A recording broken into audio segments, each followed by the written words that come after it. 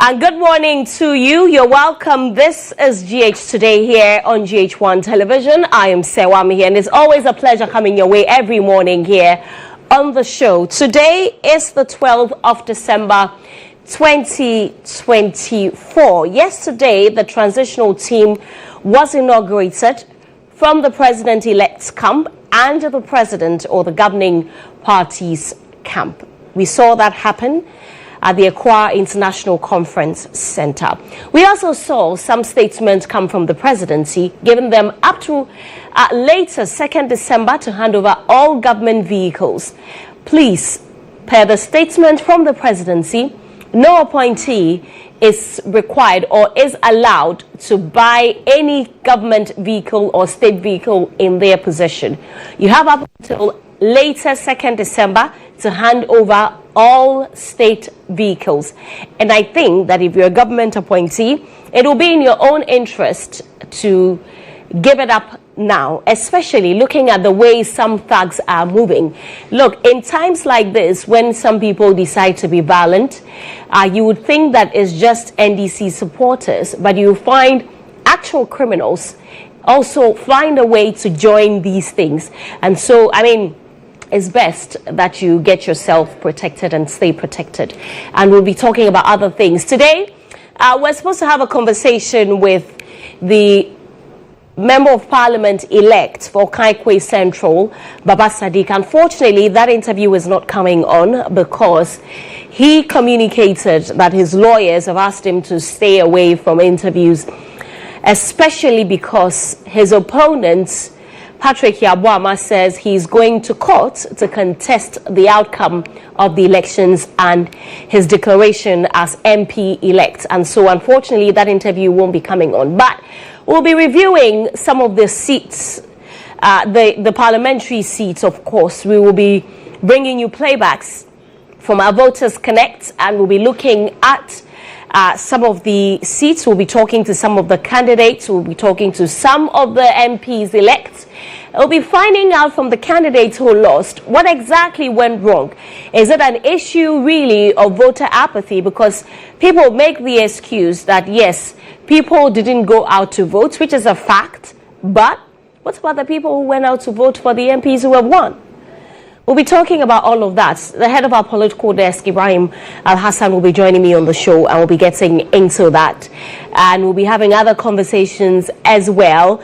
Christmas is fast approaching, but just not yet. You're welcome to GH Today. Let's start with our quote of the day.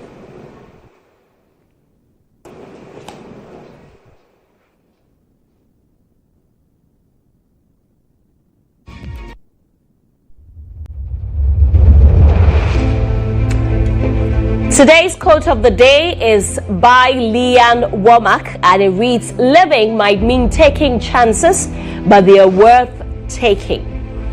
Living might mean taking chances, but they are definitely worth taking. So every chance that you get, make sure that you take it. Life, they say, is full of risks, and so don't just sit down, fold your arms, and just be there. Live and take chances. You never know. One day, one of them will go through. So that is our quote of the day. Let's bring you our word of the day.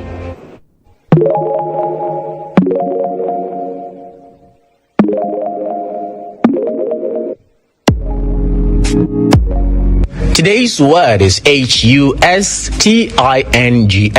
Hustings. It's a noun. Hustings means the political activities and speeches that happen before an election and are intended to win votes. Example, with few days to the polls, candidates are bringing the hustings to a close. Hustings.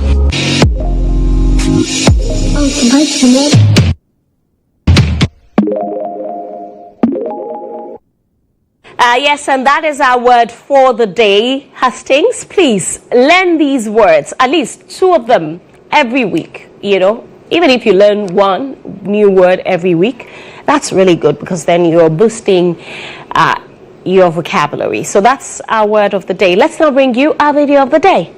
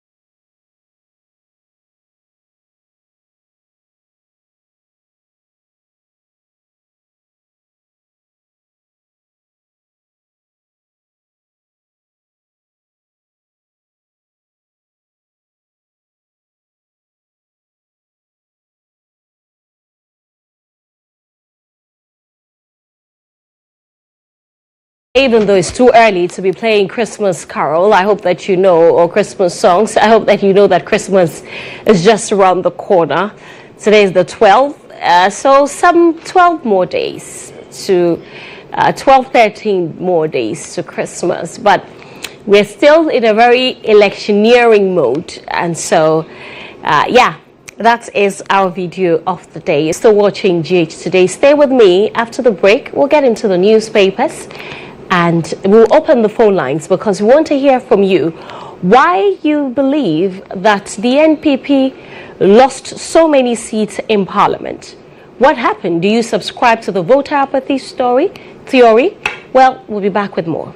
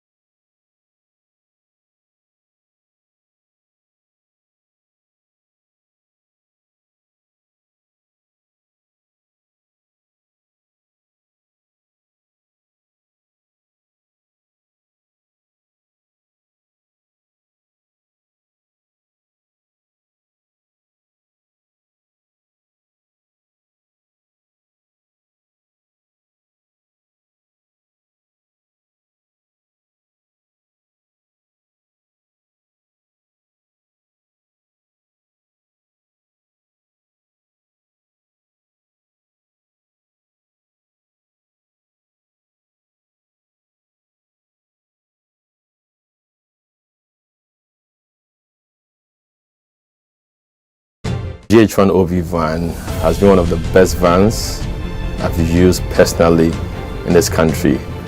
It runs a system where we are able to run on Dante to be able to do our broadcast mixed well also from this van. I've used this OB van for quite a number of big productions, i.e. 3 music awards, the late President Rollis' state funeral, Miss Africa awards, and a number of them. My experience with the GHOne van has been the state of the art equipment they have. Personal experience is you can use it for both indoor and outdoor, all events, conferencing, like anything you need a van to work for you, GHOne provides it. My experience with the van has been very good. Why? Because it has a number of facilities that I may not get in other vans. You know, the van has a very wide bench that can accommodate all my technical crew, ICCU, switcher, graphics, CG, and all of that. And then it also has a studio, a green room studio that comes with TriCaster. So if you want somebody to do commentary on a live event, you can put that presenter who's in that studio as well and get that running. To give an experience to our audience, we're also watching on TVs and online. Work with an Exo technology system, which makes your video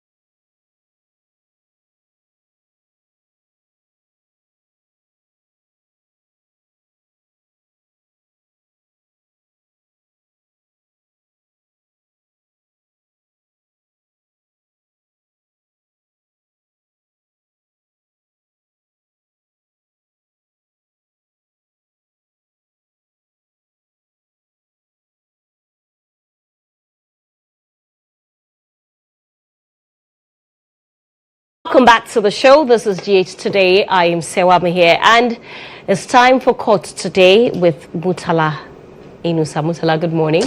Good morning, Serwaa. How are you doing? I'm fine, thank you. Good to see you. Good to see you After we too. have our new president-elect. Yes. I'm seeing you for the first time. I used to see you on the set all over, and then... but I was on here when the president was... No, I am meeting you on set for the first time. Okay. After we have the new president-elect and all that. So, nice seeing you. Nice seeing you too. But speaking of which, yes. I mean, before we get into the issues for discussion, what's the general mood of the court? You know, how are people receiving the news of a new president? When you go to the court environment, for those who were sensing the wind of change, you could see you. In fact, I get a lot of questions being asked when I walk on the corridors of the court, and so what are we to expect? What has happened? What resulted in this whole defeat for the NPP and the victory for the NDC? So a lot of them keep asking questions and all that. But generally, when you go to the premises of the court, work as usual. Everyone who is supposed to work is working, and then the courts are also sitting. They're not saying that we just come back from election, so no work to be done. The normal sitting are happening. I ask you this because, you know, the now president-elect has always accused the judiciary of being biased. Absolutely. You know? And ever since he got elected and declared as winner, a lot of the NDC supporters on social media have asked the president to clean up the judiciary. Have you been asked the CJ to resign? Because in what many say from the sentiments that you pick on social media is that she, one way or the other, she's going to go. Are you, even some of the judges, are you picking up that? No, you get asked that question. So what is happening to our mother? I said, look, just calm down. The situation is that we have a new president and whatever, and some of them are very much interested. You know, some judges have been so vocal on the Chief Justice, especially with kind of things that it happens. So when you get to the premises of the court, you get the feel that people are asking, hey, is it that the NDC is coming to impeach the CJ? Then now that what is happening in Parliament, do the NDC have majority? Because you notice that some aspects of the parliamentary elections are being challenged. So people want to know the exact number that the NDC has, and for which reason we are being told that if they get that, then it means they have everything. They can even take decisions without the NPP side and all that. So these are questions lingering in the minds of people. People are still wondering, are we safe? What is going to happen? So those questions, like you mentioned, when you get to the premises of the court, it is being discussed. That one I will not say it is. It is being discussed about, is the CJ going to stay or is going to change her? If they are going to change her, who is coming? Are they bringing somebody outside, or they are picking somebody within the Supreme Court judges? These are questions that people are asking. Yesterday, in fact, I had somebody walk me into his office and said, Charlie, tell me what is happening. I want to know, what have you been picking up in relation to this or that? I said, now we are very soon, if anything will happen, we'll know. But what we do know is that Justice Gertrude Saki-Tokono is still the Chief Justice of Ghana, and we have to wait if anything at all. For now, that's only one Chief Justice that we do know. But the staff, the workers, are asking that question when you get to the premises of the court.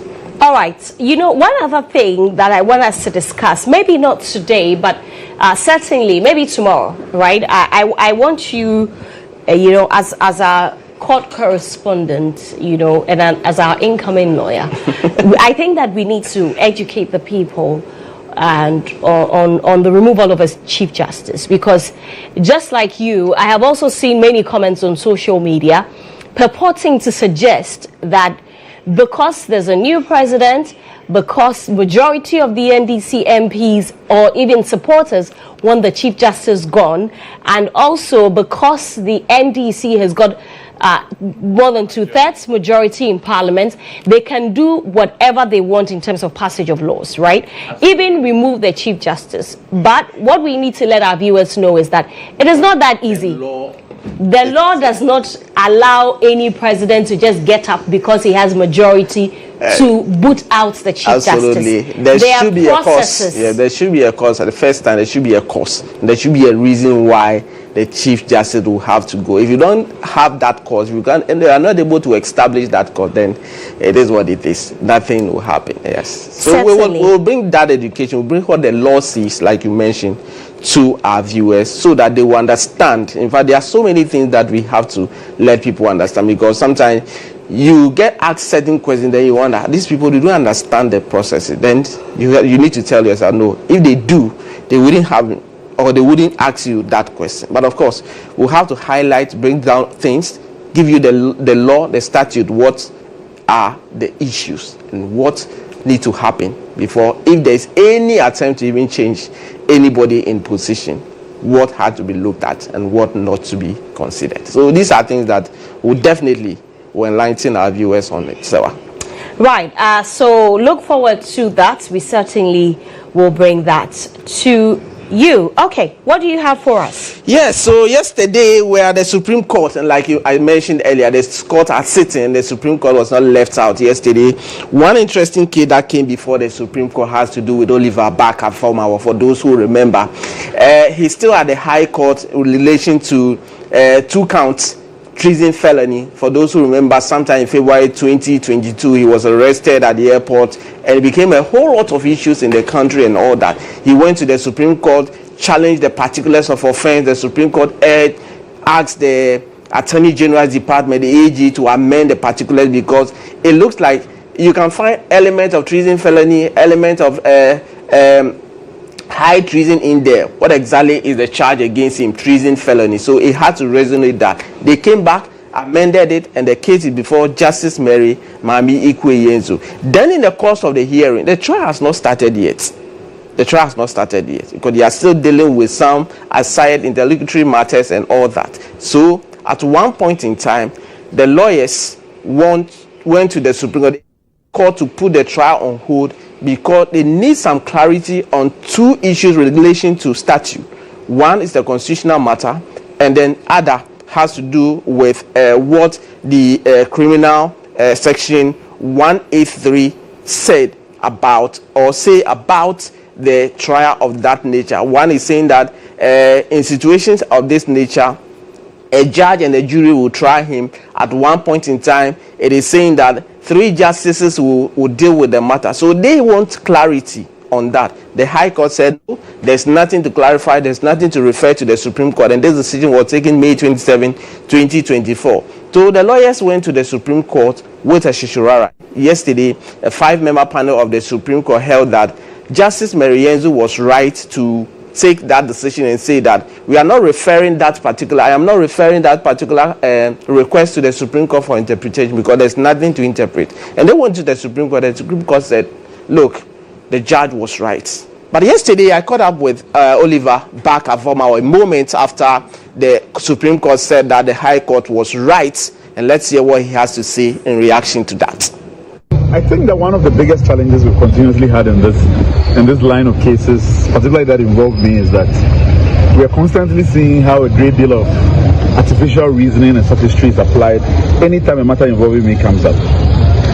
Not too long ago, the Supreme Court held that the Speaker of Parliament, who was under no constitutional obligation to refer a matter that comes before it to the Supreme Court, decided that when an issue arises before Parliament, which involves rival interpretations of the Supreme Court, before Parliament, the matter should be referred to the Supreme Court. In our case, we have challenged the constitutionality of the charges that are pending before me. A High Court refused, even though it is an unconstitutional obligation, to refer that issue to the Supreme Court. So we have come before the Supreme Court asking that decision be quashed and they take up the matter, consistent with the way in which it has disposed itself in all cases involving the NDC. Well, today the Supreme Court has decided to reverse its own reasoning on this previous matter and decided that the High Court was right, that even though it has no jurisdiction to interpret the Constitution, to have interpreted the Constitution and refused to refer the matter. I think the only redeeming factor in this matter is that today Justice Kulendi has dissented, and that we are waiting to see what the dissent is. We saw in the same NDC matter that the dissent, at the end of the day, was more powerful than the decision of the majority, and that in normal times, when a court has been set back of the normal operation of its reasoning, and I refuse to say impartiality, that maybe the correct way of the law would prevail once and for all. But I think the bigger question, the rule of law in this country, is the way in which the Supreme continues to flip-flop. Whether it is based on dislike of individuals, whether it is for partisan reasons, nobody knows at this point. So that today you can come in the Supreme Court in the morning and get a different reasoning if you are in the matter with different parties, and in the afternoon you can appear before the Supreme Court and be given a completely opposite reason. This is the challenge to the rule of law in this country. Now, well, the people of Ghana have spoken that they want a new dispensation in this country. Hopefully, as we have said, that even though the people of Ghana have given to the NDC the landslide victory, that landslide will be meaningless unless the judiciary is sanitized. Today we have seen an example of it again. And it's my prayer and hope that this judiciary is cleaned up, else this republic is not going anywhere.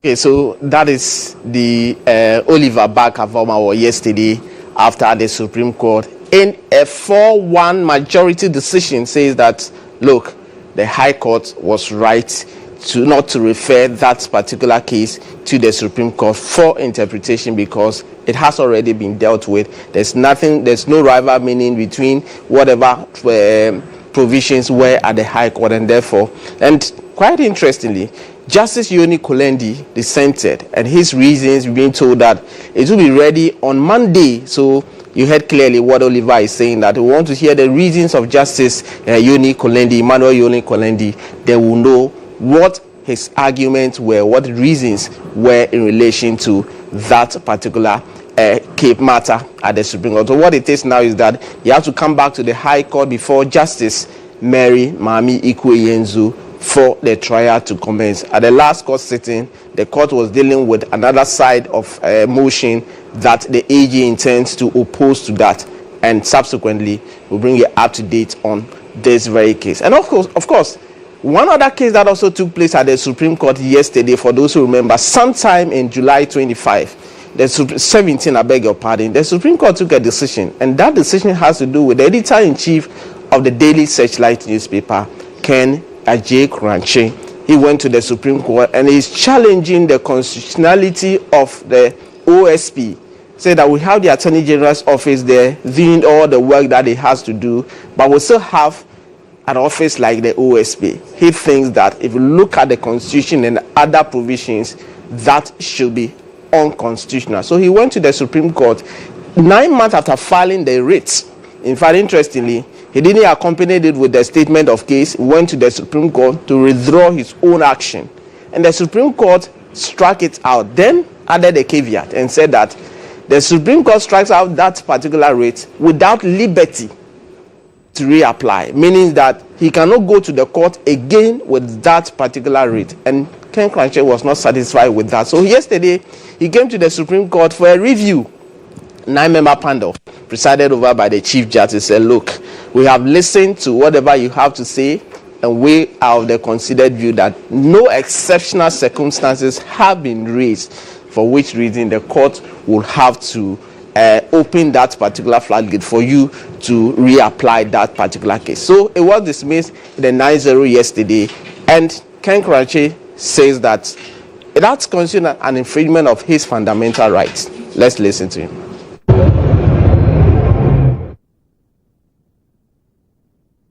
I've come to the Supreme Court yet again, and a panel of 9 is effectively refusing your case that you have put before the court for a review. What exactly were you seeking from the court? Well, my points were two. That every institution in this country, any institution that comes under a law passed by Parliament is susceptible to judicial process. I'm saying that on the 17th of July, our Supreme Court said that I cannot reapply in a case concerning the Office of Special Prosecutor. I'm saying that if the Supreme Court says that it is unconstitutional, so my business here this morning was to say that the Office of Special Prosecutor is susceptible to judicial process. The second leg of that argument is that if they refuse me an application, the right to sue the Office of Special Prosecutor, then they are abusing my fundamental human rights as a Ghanaian. And I came under Article 2.1 and I came under Article 17. That, like all Ghanaians, the equality principle, every Ghanaian must be treated equally. So if every Ghanaian is able to access the court, then I too must be able to access the court. Unfortunately, their lordships disagreed. They've said that they will give out a ruling, I think by 28th of December this year. When they give out the ruling, I'll come for a copy, then I will react appropriately. But this matter will not be left lying down.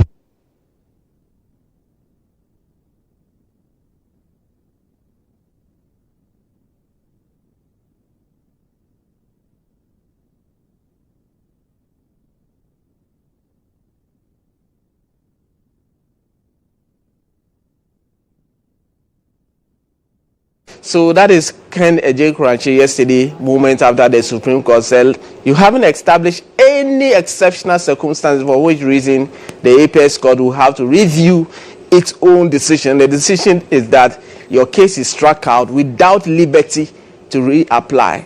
That the OSP's representative indicate that. Let's hear Ken respond to that. You admit that you filed your rates without statement of case. 9 months later, you withdrew that, and that clearly amounts to abuse of office, which you disagree. Every lawyer in that room must have been laughing sick because it happens all the time. Rates are filed, people fail to file statement of claim, they fail to file the necessary affidavit, they fail to file the necessary statements of case or statements of claim or whatever. But then they come back, they withdraw, because lawyers, it's a matter of trade practice. So for the Supreme Court to say that you filed a writ and that you failed to attach a statement of case, and that therefore means abuse, it's a very strange development. But as I said, I want to wait to see them put those words in a written form, and then I'll take whatever action is necessary to make sure this matter is not over. What exactly were you seeking the OSP for? What I'm seeking from the OSP is that law should be made constitutionally amenable. Which law? The Office of Special Prosecutor Act 959 should be made constitutionally amenable.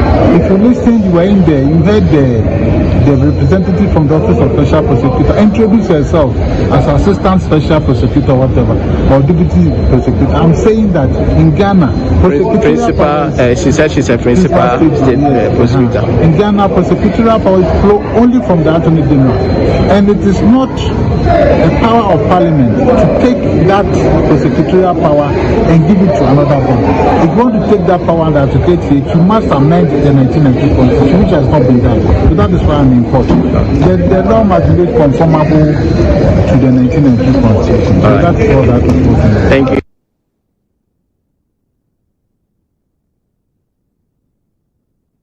So that is Ken Ejekranche. Yesterday, the Supreme Court said, look, there's no exceptional circumstances for which reason the Supreme Court Serwaa will have to review its earlier decision. The initial decision was a 7-member panel, and it was this. In fact, he withdrew it, so it was struck out without liberty to reapply. You know, most often than not, when lawyers go to court with certain cases, once you withdraw, you have the liberty to go back again. But the court looked at the circumstances. He himself admitted that when he issued the rate, 9 months later, he hadn't filed a statement of case, and the court said, you haven't filed your statement, you just come to the Supreme Court, and that clearly is an abuse of office. So we are striking it out, but you don't have the liberty to come back to us, and he thinks that infringes on his fundamental human right. But yesterday, the review panel of 9 said that it is what it is. That particular decision that they took will still stand. But of course, guess what is happening, Serwaa? The GBA is talking. Yes. When you say the GBA is talking, yes, are you subscribing to the school of thought that the GBA has suddenly found its voice? Absolutely not. You think? Okay, absolutely not. Okay. So do you think that they lost their voice at all? It was one of the things that came out in the previous administration, that the GBA has always been silent on national issues, things that you expect that they should come out. But remember when Bola Host had the former president, Yao Champon Buafo, on said, he explained the processes that the GBA will have to go through. When issues come, you need to be as fast as you have to be before you come out. So they discuss all those things before eventually they come. So it is not that they have been quiet. In fact, when I saw this statement and I was reading one, I was like, hey, the GBA has found its voice. I'm sure that is not the situation this time around. So the GBA, there's a new leadership of absolutely, the GBA as well. Mrs. Efuagate's leadership has taken effect ever since the new administration was sworn in, and they have a statement out there about the 2024 presidential and election petition, the outcome and all that, and in fact they are congratulating all the parties. You mean the results of the election? Yes. Right. Did I mention petition? Yes. It happens, it's fine. So the outcome of the election, and first they congratulate Ghanaians and all the electorates who queued to vote, the Electoral Commission, the government, the NPP, the NDC, and then the president-elect John Dramani Mahama and all that. And they have been commenting on some of the issues that are coming out, that have risen ever since the elections were held. And let me just walk you through some of the few things that they said. The GBA also expresses heartfelt congratulations to the president-elect, His Excellency John Dramani Mahama, on his victory. Indeed, the good people of Ghana have overwhelmingly spoken in his favor.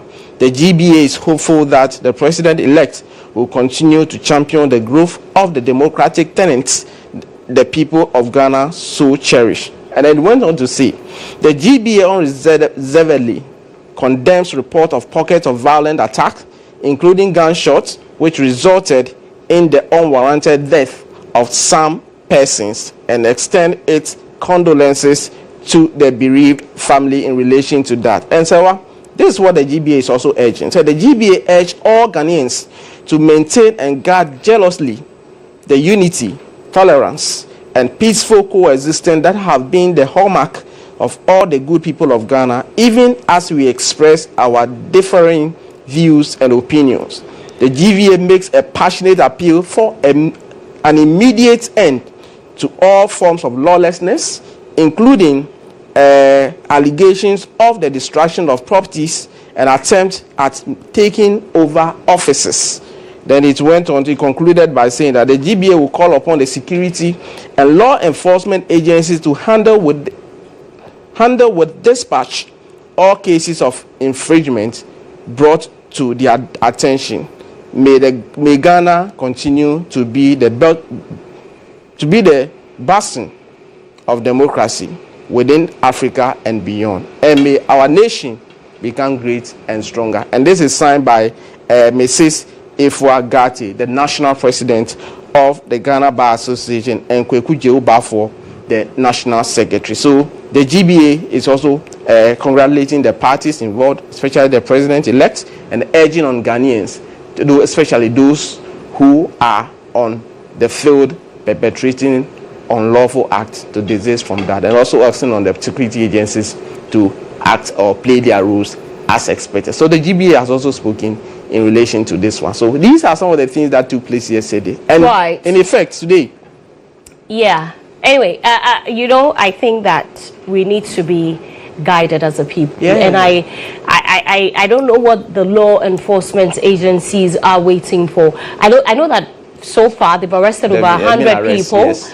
The last update was 107. Right, to the police. 107. Yeah. Please arrest everybody who is causing arrest all of them, because the president-elect has spoken.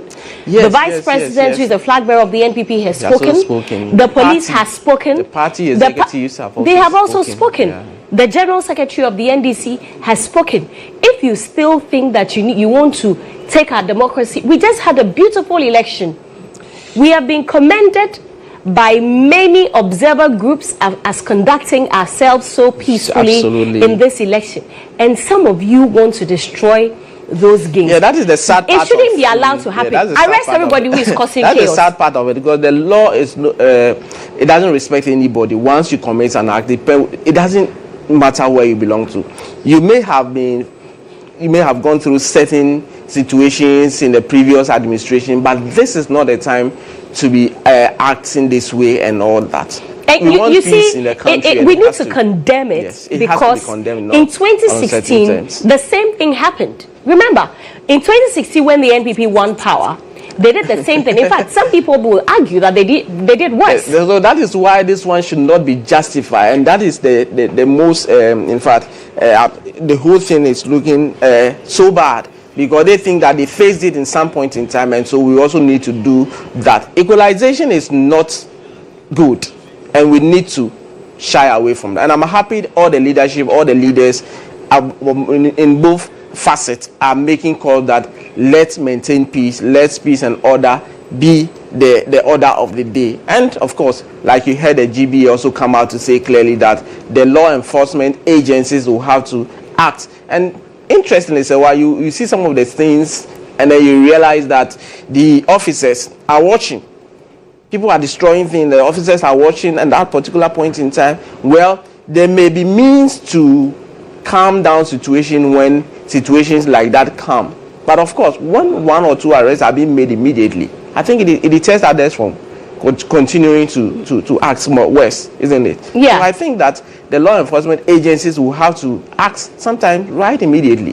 When somebody is doing unlawful acts, just pick up the person and the law. I think that so far, I mean, 107 arrests, not bad for anybody who wants to, cause violence. Arrest them. And like you said, equalization is not good, should not be allowed. We condemn it, it's only in football as we condemned it in 2016. And we should not even allow this to happen, because if we continue, the next time the NPP comes to power, we're going to see the same thing happening. And maybe the worst. Exactly. Yes, speaking of which, but I mean, I like the fact that the party executives have condemned it. The president-elect has called the people to order. And you know what happens in times like this, and I was saying it earlier, you would think that it's alleged MDC supporters who are causing the chaos, but you find thugs and real criminals getting involved in it, and then at the end of the day, it will be blamed solely on NDC supporters, when probably it may just be a handful of them, and you have real criminals infiltrating them and causing these problems. You can't discount it, because it does happen. People can plant people in there. We have seen demonstrations in the country and people have vandalized stuff, and some way, somehow we realize that those who were even causing those unlawful acts are not members of those who are even demonstrating. So it happens all the time, and that is where I think that the security agencies must be on their toes. Anybody who acts unlawfully should be dealt with, and 107 is a manifestation of what is happening. But I think looking at what is happening in the country and all that, it should be more than that. But there's an argument as well that I've heard other security analysts make, that these people that are being arrested, we need to see severe prosecution, because one of those things serve as deterrents for others. If we don't see them being prosecuted and they are under the perception that if power changes hands, because as it stands, the NPP is still in power. Akufo-Addo is still the president. To anything at all. By 7th January, which is less than a month away, there will be a new president, right? And then there will be a lot of changes when it comes to leadership of state institutions. Maybe they'll be let go. Once we don't see the prosecution of some of these people then are empowered to continue to do them. I think that is the mindset that the new president will have to diffuse, because if we are getting the sense that once there's a change of government and your party members or the party people are perpetrating an illegality, and because they supported the party one way or the other, you have to let them go, then that is a risk, or it's a danger. That's the red flag for us as a country. And I've seen a lot ever since the case, the elections. I've seen certain cases at the court which have been listed and say that the Attorney General is going to file a nolle prosequi to discontinue all those cases immediately. President Mahama takes office, and I'm asking myself, really, is that what? Of course, it's not coming from official sources. It's coming from people who are projecting, or people who are making cases on all of that sort. But I think that when people have been arrested for certain offenses, they have to be charged, put before courts, for the court or for the cases to travel to the end. And once those people are prosecuted, I heard somebody say during this whole disturbances and all that nobody should call me, because when you call me, I will not be there for you. This is not what we ask you to go and do. Go there, put up a good behavior, and that is all we want. Be vigilant doesn't mean go and destroy properties. Vigilant means that be as an eagle. You know how the eagle behaves. Very keen eye, you don't even blink. Make sure that everything that you have goes the right way, rather than using force, rather than using unlawful means to achieve whatever you want. So it's a lesson there. It's one thing that I'm sure that the authorities or powers that be are looking at and are watching and are also listening, and they will take it out and make sure that anybody who is arrested and investigated, evidence shows that you have committed one offense or the other, a person should be arraigned and dealt with according to the law. That is the only way that it could serve as a deterrent for others who are watching, so that once somebody is punished... Hold on for me, Captain, because speaking of some of these things, one of the things that we have also seen NDC supporters do in these times is to mass up at collation centers. And we have heard their General Secretary, Fifi Kwete, ask them to withdraw from the collation centers. One of the collation centers that they have massed up at this morning is Weijagbawi. And my colleague, Obed Kingaglo, in fact, our colleague, Obed Kingaglo, is currently there and joins us live with updates from there. Obed, good morning.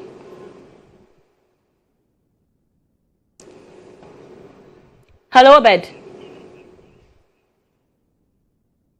Well, we understand that Obed is not on right now, but I don't know. Yes, I saw the videos and they were like, are we still doing that to ourselves?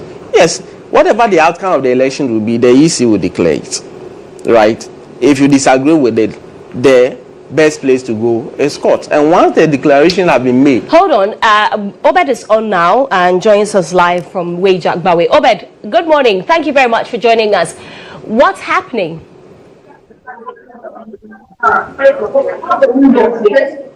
Right, so Serwaa, right here at the Weijagbawi municipality, specifically the coalition center, tension is brewing as members of the National Democratic Congress are insisting that there has been some manipulation with regard to the parliamentary results that were declared on Sunday.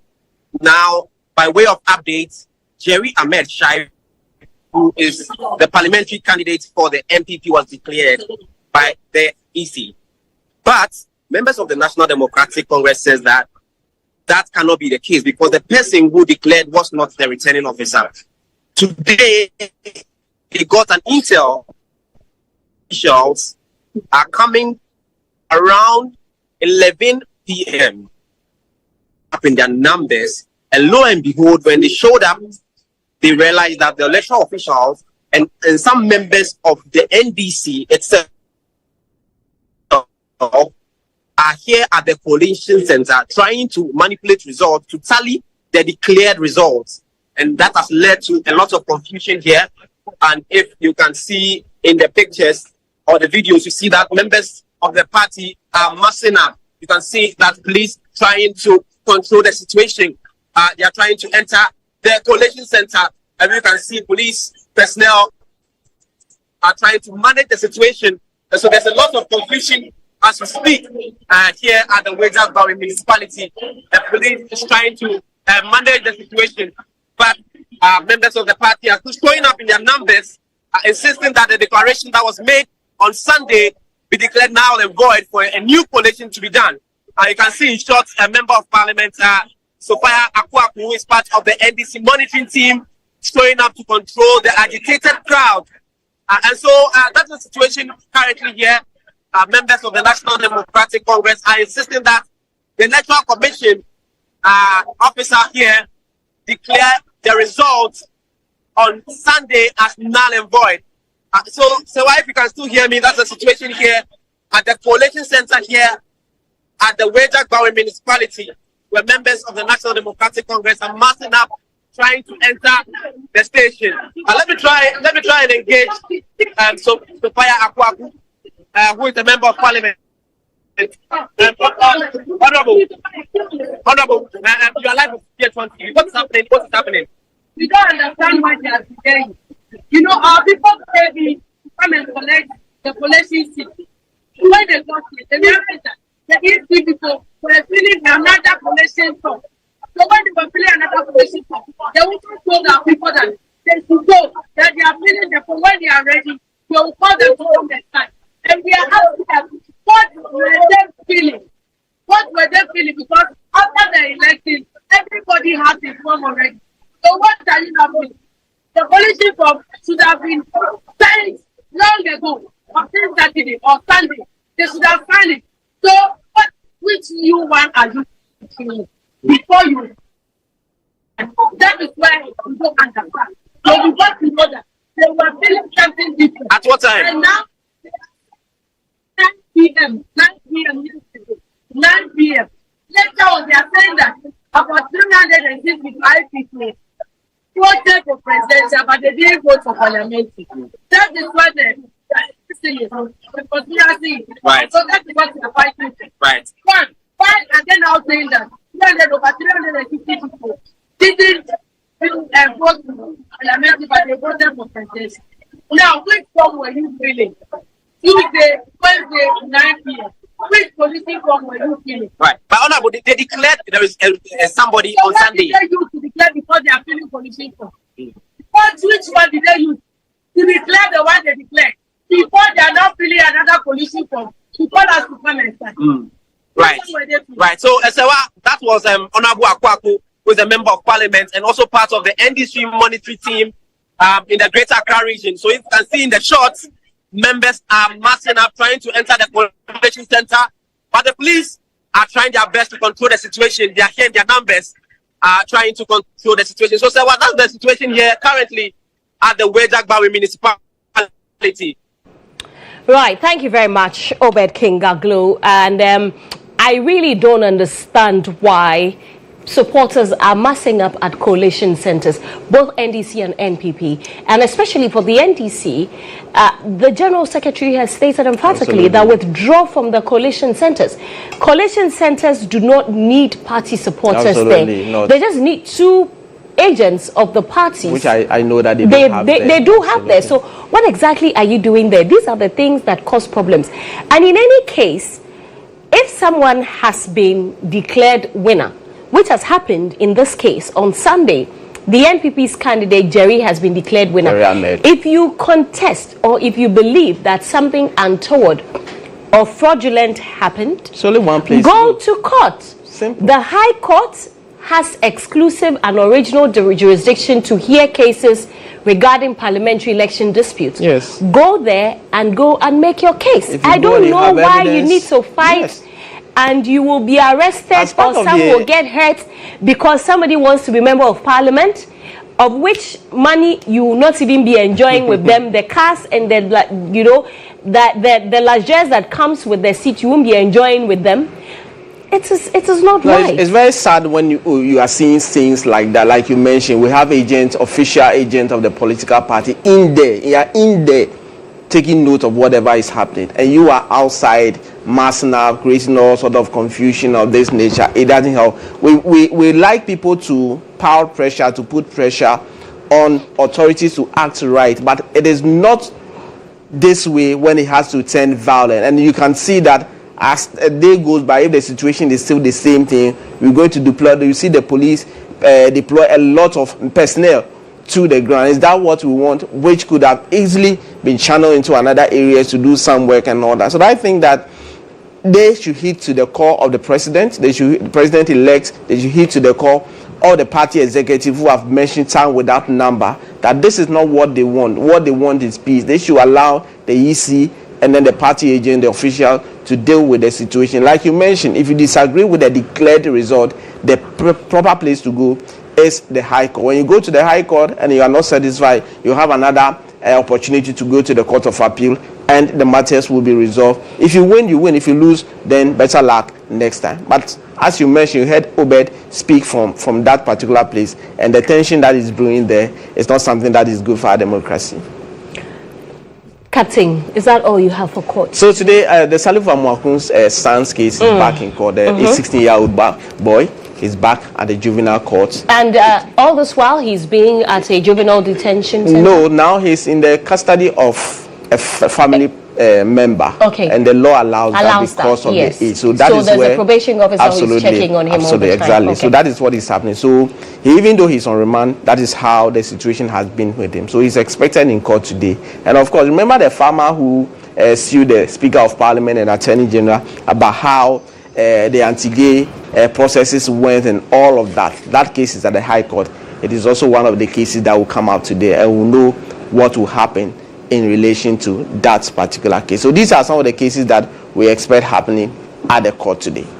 Thank you very much. Murtala Inusa is our court correspondent. Stay with us, because on Newsroom at 11:30, we will go to him and get you updates on what happened in court today. Murtala, thank you. God willing, I'll see you tomorrow. Great day, sure. All right. Stay with us.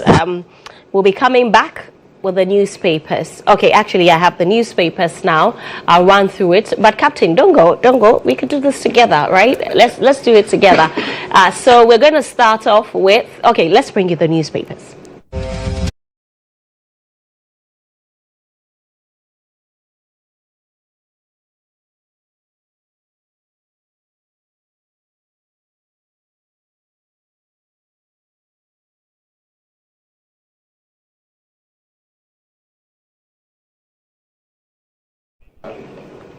Let's start off with the Daily Guide newspaper, and Roman father congratulates Mahama. Media hailed for elections coverage. CSOs commend IGP's anti-violence strategy. Don't retain state cars, Akufo-Addo to appointees. And he has said also that latest by January 3, you must return all state cars in your possession. Please, return. It is not yours. And you are also not allowed to buy them. Yes. There are some of you who will go and say you want to buy the state cars. Please, the president says you are not allowed to buy them. And if you are still keeping them, you have up until January 3 to return them. Okay.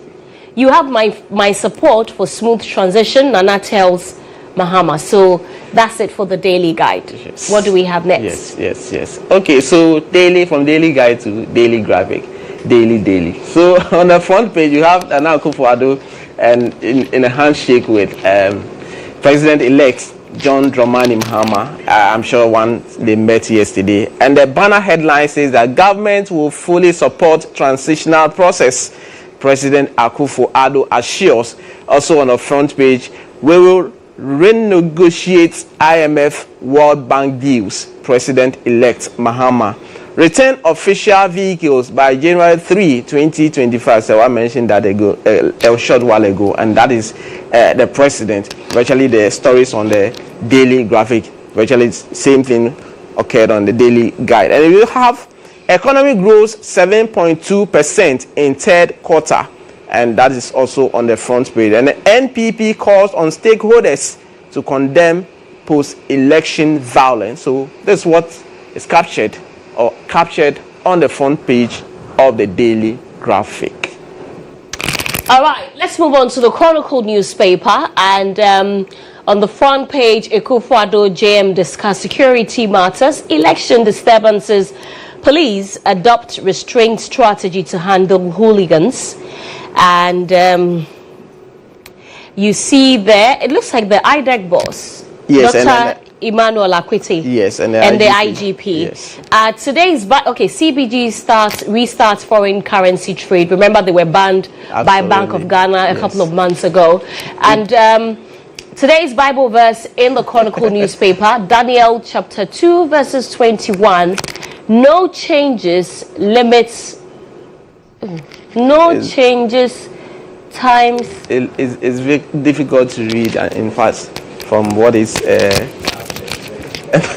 No changes. Oh, I'm sorry. I can't see. I can't see. I can't see. Yes. But if you have a copy of the Chronicle normally newspaper, the Chronicle will come with a verse that supports the lead story on the front page. I'm sure today's Bible verse will also make reference to that. Yes. Right. Yeah. So that's it for the Chronicle newspaper. Let's move on. Yeah. So we have the new crusading guide, and the U.S. Secretary of State congratulates President-elect John Mahama. Then you also have the picture of the EC boss. EC suspends collation of results in Ablikumanov over security concerns. Okay, then thought of a EU ambassador on Ghana's 2024 elections. He's in Ghana and says, "Hey Ghana, you did it again." And so on the front page, Akufo-Addo direct appointees to to return all government vehicles on the front page. And then stop vandalizing state properties. And guess who is saying that? NPP tells NDC. And Akufo-Addo promises smooth transition. So these are the stories on the front page of the new Crusading Guide. All right. The Daily Statesman, NPP charges NDC to end post-election vandalism. GBA commends successful conduct of December polls and at the same time condemns the post-election vandalism as well that we are seeing. Reality will determine the way forward. President-elect Mahama declares national transition team inaugurated, and we saw that happen yesterday. So this comes with a picture of President Mahama and General Mosquito. The national chairman. You mean President Akufo-Addo? Akufo-Addo, yes, and then General Mosquito in there. You know, yesterday I saw a comment on social media that the way these people are laughing together in their pictures looks like no one will go to jail.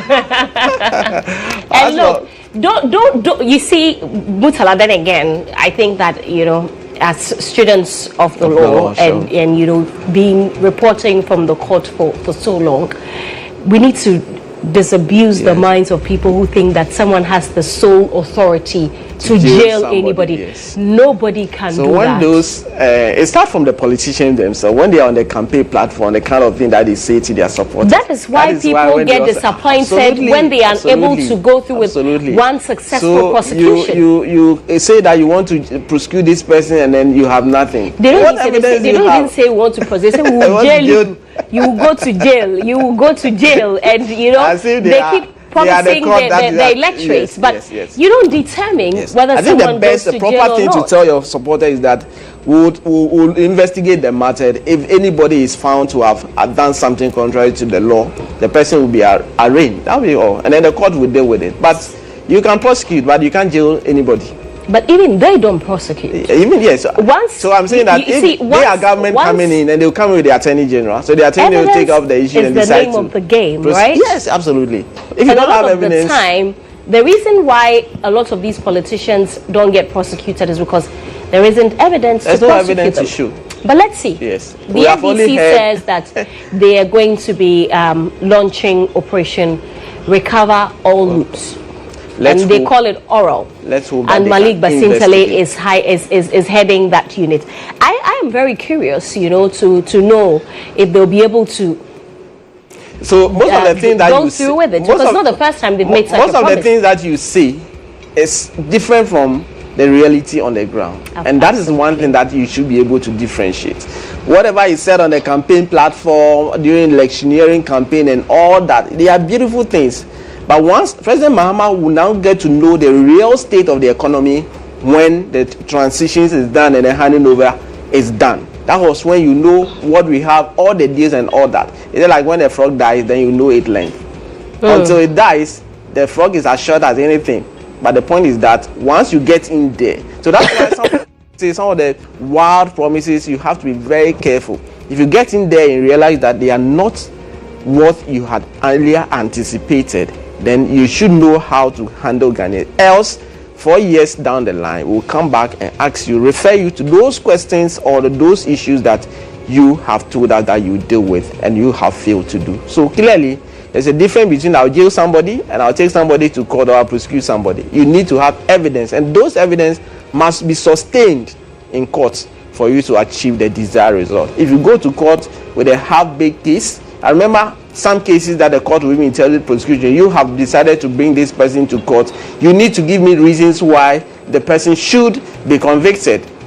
If you don't have any reason, why must I not acquit and charge the person to go? So these are things that you come. As for the state, Attorney General can decide to go to court. When you go to court, you go and meet the judges who are also handling their cases. And their cases, they will deal with the cases based on the available law and the applicable charges that have been leveled against whoever is arraigned. So a lot more. All right. What do we have next? It's a daily statement. I think you've mentioned. I've done that. Okay. So we have the daily searchlight, and Ken Crunchy was in court. I thought that story would feature on the front page.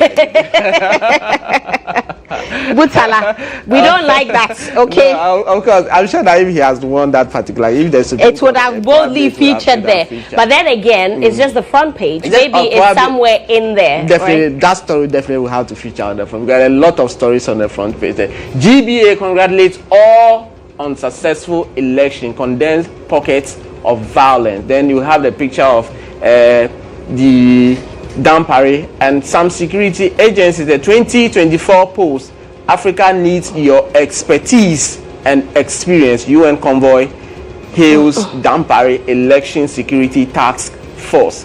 NPP's massive defeat, blame Akufo-Addo. I think Muhammad said that. Okay, we have heard you. Monetization of primaries must cease forthwith. And for those who want to understand the meaning of forthwith, they use it in court virtually every day. It means immediately. And who is saying that? Kofi Brakun is saying that. And so, Dom Level cautions Mahama, don't take the people's mandate for granted. And that's a caution for President-elect John Dramani Mahama. So, Serwaa, that is the front page of the Daily Searchlight. Okay. Finally, the Daily Dispatch newspaper, Mahama calls for calm, condemns attacks on public property after 2024 elections. The violence and deaths recorded during 2024 elections is also contained in the Daily Dispatch. And with the defeat of NPP in Ghana, Africa has seen 5 transfers of power in 12 months. Okay. And that will be it for the Daily Dispatch and the newspapers generally. Thank you so much for staying with us. For staying with us and continue to stay. As we went through all of this. Stay with us because there is more right after the break.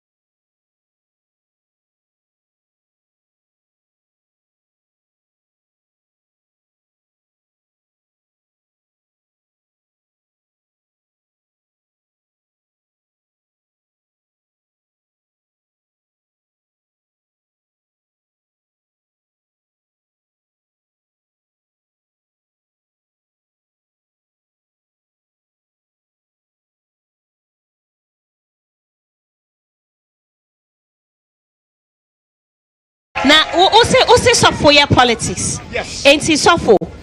Over to Abamo Hene Kwame Frimpong. Me Sakia 20,000 and come 20,000 they are more here Kwame Frimpong. Okay, na presidential level when I bet Wamano. Presidential no me a full MPP. But I'm your current MP. Ni subani ni ya woyen wo kure ma sate adwem no futi. Ma dwen sesa aya mama kwa kwatoama ye wura mahama. Ma dwen sesa MP no tiseno omunipa. Kojo ban redu o ma hwe o de nsabe fa utire ho na obuni papa na odonipa na so MP otisi omunipa. Eki 2024 ye omu ye wura 25 mi ye change MP no ama ohene aba Kwame Frimpong obeba na presidential nenswe any there Baumia no mistake Okay. Baumia no mistake okay top 5,000 come top 5,000 Baumia yo yeah that's it. Yeah, that's it. So we've been coming to you live from the Asante Achim North Constituency. And yes, me kano sebia hantan so aba ye kwatuna fi no ye nuanu man DC for ye nuanu man PP for ezu kukudu eti ye nuanu man DC for ye nuanu man PP for so na omunya jitum say it is not about party anymore. Abana ye kwa kotono presidential de sebi obia wo ba bia na koma wa opese to abako Enti wo wa koma we me pacho ebreni duru a we'll get there.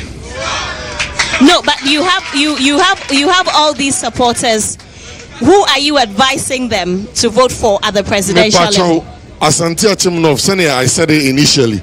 Obia niate Sabi, I am not in a position say me na maybe chere obi the onkoyema presidential there be obi aniate to omunim dey somewhere.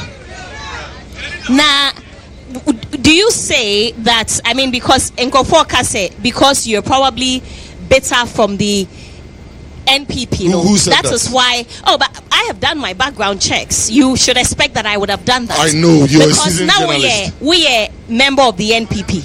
And I fed there 1 year NPP Nibium.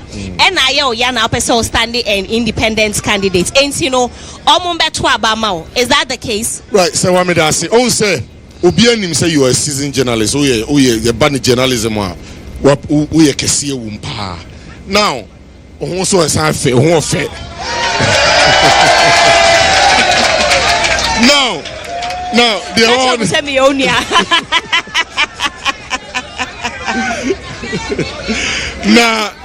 now, the one say.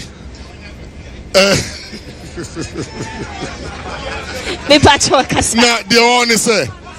Obia Ofia, the Omutio radio. So we have over 5,000 people listening to Salt FM now. Meaning say GHOne and the EIB network. My platform near very huge. Ebusian forward in Kronkitwane Chibebre ATA, Amantana Man 40 or Reman 40, Afran Place ATA, Agugutie, Hidemutie. Now, the other say, say. Question na kura debut. Question is say, are you a better NPP candidate? Thank you, me da say. Me pacha oti. Say obi jina baby eka say okay Frimpong better. Me nim the person why the person will make that assumption say me a better about what? Because now, you didn't win at the parliamentary level. Whoever is saying say okay Frimpong is better. I don't know. Ebia the person is coming from a certain faction and they want to create that impression because last general election 2020 okay Frimpong me a single individual me to Ford F-150 weniate to nim cars bo Ford F-150 esan the machines egumu de ma MPP se omofanya campaign e free onye no kwa MP otisu say me man me bottom sika $300 now $300. Yes, me watch me bo. $300 and I know me the man is on fire on one of the other buyer. I know only $300,000. What Meba. Pasha Meba. $300,000. And get 300, but Serwaa, and get $300,000. $300. No, 300. I know, say $300 and ye BPR, but the BPR. Yes. Anya Biano, Miss Machaneda. But no one share me that. But Anya Bia Machaneda. Now, I need to wait, let's say, okay, from Pong, and ye better about MPP. There be, and I mean to me, ye better about MPP because. Semetimi di mi bottom sika toka F150 at the machine se gum asa amo musika so mo fanye campaign asa amo t-shirt amo sanitizers amo nose masks asa di mi radio station Salt FM amo say omo fanye campaign MP e ka kire me say oh oko 2 times o wi a obehwe na okay frimpon so aba beboa na say 2 times ni duru ya no ono enya iska no akocha ma delegate ebi 200 million 300 million 150 million owie no be china bontin be sun ye na akwa iska ma delegate wa nyi ya constitute hwe boys etwi abobo ya okromu ha hwe nipa enya tuma nye okromu ha. Now these guys are so enlightened say omo hu say no this time no 2024 enya party sem obi o party sem o de be presidential level but the mabunu na enya tuma nye no o MP what me akwa kotina parliament. And you know, say Parliament, it's a house of records. There's no way Obibeka be your Parliament. There's no way Obibeka be your Parliament. Yen Toronto ho. Now wait me ashenya me anim. Akotina mmara sebedwam. Ya to abe you. Akoka say Asante Achim North ye wo factory wa ha. Mabunu ye adwuma wo ha wo MP. Odi body free akọ Canada. Sani pa we ni ensa kochina abato adakam nkoto abamao Debbie aniti media I am not bitter. I will never be bitter because granted ye koto abana okay frimpon ewi ni kura na okay frimpon because we jina na so adie bia impuntujuma bia infrastructure bia maye mi wiye impo ye koto abana okay frimpon amaye MP asa na ma mesa koso aye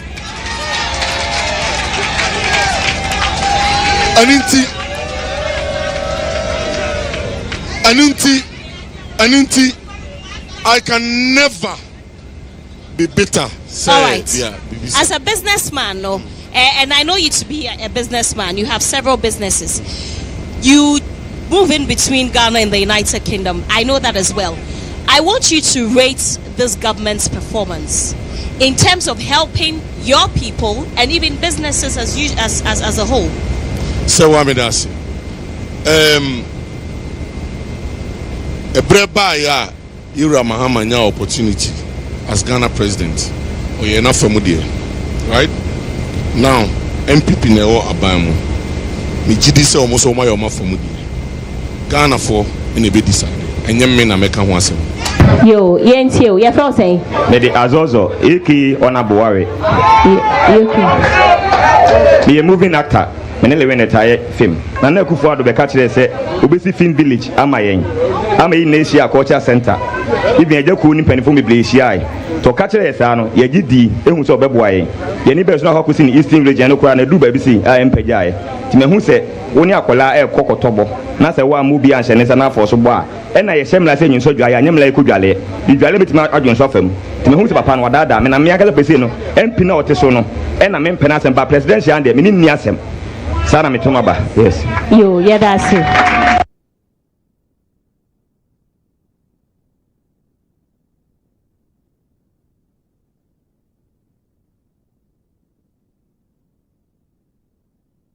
All right, so that's Voters Connect from Asante Achim North Constituency in the Ashanti region. We went there, spoke with the people, and it's important to let our viewers know that anytime we go to any constituency at all, we extend invitations to all the candidates in that constituency.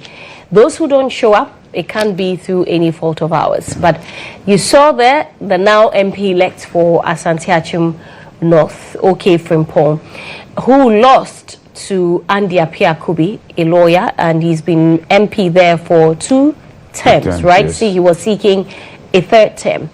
And IB is the head of our political desk and joins me in the studio. We're reviewing all of these seats, the places that we went to, what the sentiments were, and what the reality has become.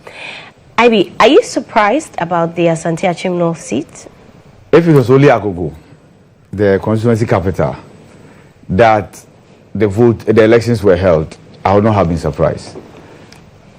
Because the sentiments in Agogo were to the effect that Okai Frimpong, the independent candidate, had captured both the NDC and NPP supporters. Serwaa, we heard the NDC people who came there, some of the constituents that came to speak to us, publicly declare that they are NDC members. And that for the presidential, they were going to vote for John Dramani Mahama. For the parliamentary, they were ditching their own parliamentary candidate and they were going to vote for the independent candidate. Not just that. Even the hardcore MPP supporters who indicated that they were going to vote for Okai Frimpong as a result of what they believe was unfair treatment they had received, they had said they were going to vote for Mahama. Some had told you that the decision as to who they are voting for at the presidential level was in their head. And when anybody tells you that, when anybody fails to disclose to you where their vote will go in a stronghold of a particular party, you should know exactly that that party is in trouble. And so, for the Agogo, and that is the capital of Asante Achim North, I got the indication that they were going to vote for Okai Frimpong. What I didn't know, however, was at the hinterlands. This was a gentleman who constructed a mosque for the Muslim community in Agogo. I'm a Muslim. You know how dearly we hold our places of worship. For a non-Muslim to put up such an edifice, not just the mosque, it has a clinic or a health facility that has health workers there attending to patients. In fact, he had given it out to the Ghana Health Service, and for that matter to the state. And people were going there to receive healthcare services. Such a venture, and you think they will not return the favor? So yes, I was not surprised that the NDC candidate even placed third. He was even fortunate that he placed third because virtually he was the third person on the in the race. Now, incidentally, he had done many more of such philanthropic works in the hinterlands. Even though we could not get the opportunity to go there, and by the dint of the fact that it's far away from the center, they could not join us during our Voters Connect engagement. The results showed that they overwhelmingly voted for Okai Frimpong. In fact, if you look at the results, which I have in my hands, you will only come to the conclusion that Andy Apiakubi ought to have lost the primaries. That was the only thing that could have saved the party. I sat here and wondered how he was even going to win, because this was a gentleman who led the Ken Must Go crusade. I'm not saying it was a bad crusade. No. If for nothing at all, it gave the NPP a lot of respite. Even today, when people are pointing fingers as to what went wrong, they flag some of the decisions of Kenuforiata as finance minister, right? Now, if you go further and talk about the fact that there was enthusiasm. In fact, if you look at the voter party in Ashanti region, I'm not sure Asante Achim North will record even the 65% that the region recorded. That of Asante Achim North will be more. But there was enthusiasm as we saw. So honestly, if you ask me, I'm not surprised that Okai Frimpong won. I'm sure subsequently we'll talk about what happens in that constituency going forward, especially for the MPP. Yeah, I think that we can talk about it now. Yes, so before we talk about it, let me give you the results. Sure. So MPP polled 8,933.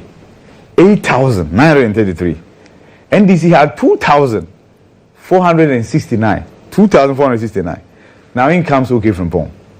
26,926. Mind you, NPP had 8,000. The independent candidate had 26,000. Nowhere close. It was not even a close race. 26,000. 26,000. That's against 8,000. Yes. In a predominantly NPP by over stronghold. 18,000. Exactly. That's enough to give many other MPs their seats. Yes. You see?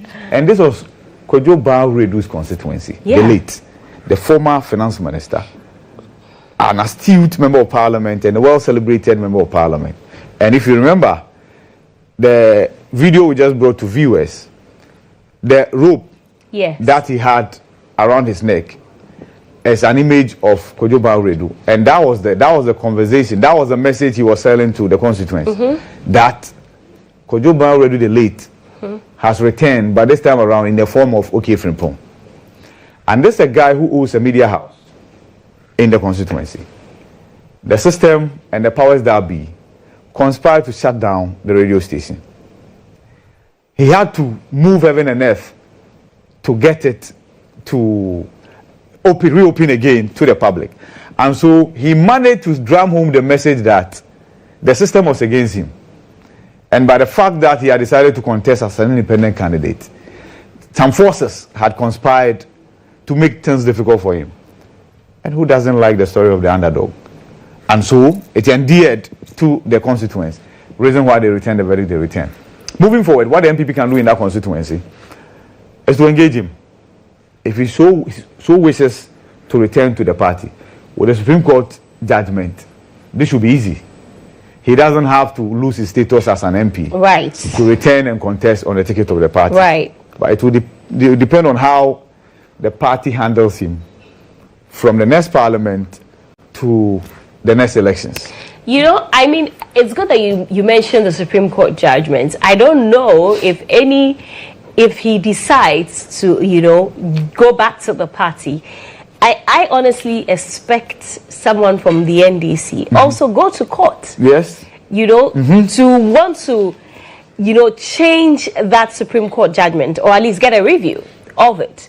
Absolutely. Because at this rate, anybody that tries to make a move to join the NPP will be increasing their numbers. Exactly. We know that that's a stance. Even though there's chaos all over the place, the NDC has about 180 plus seats, as compared to the NPP that has got about 75 seats.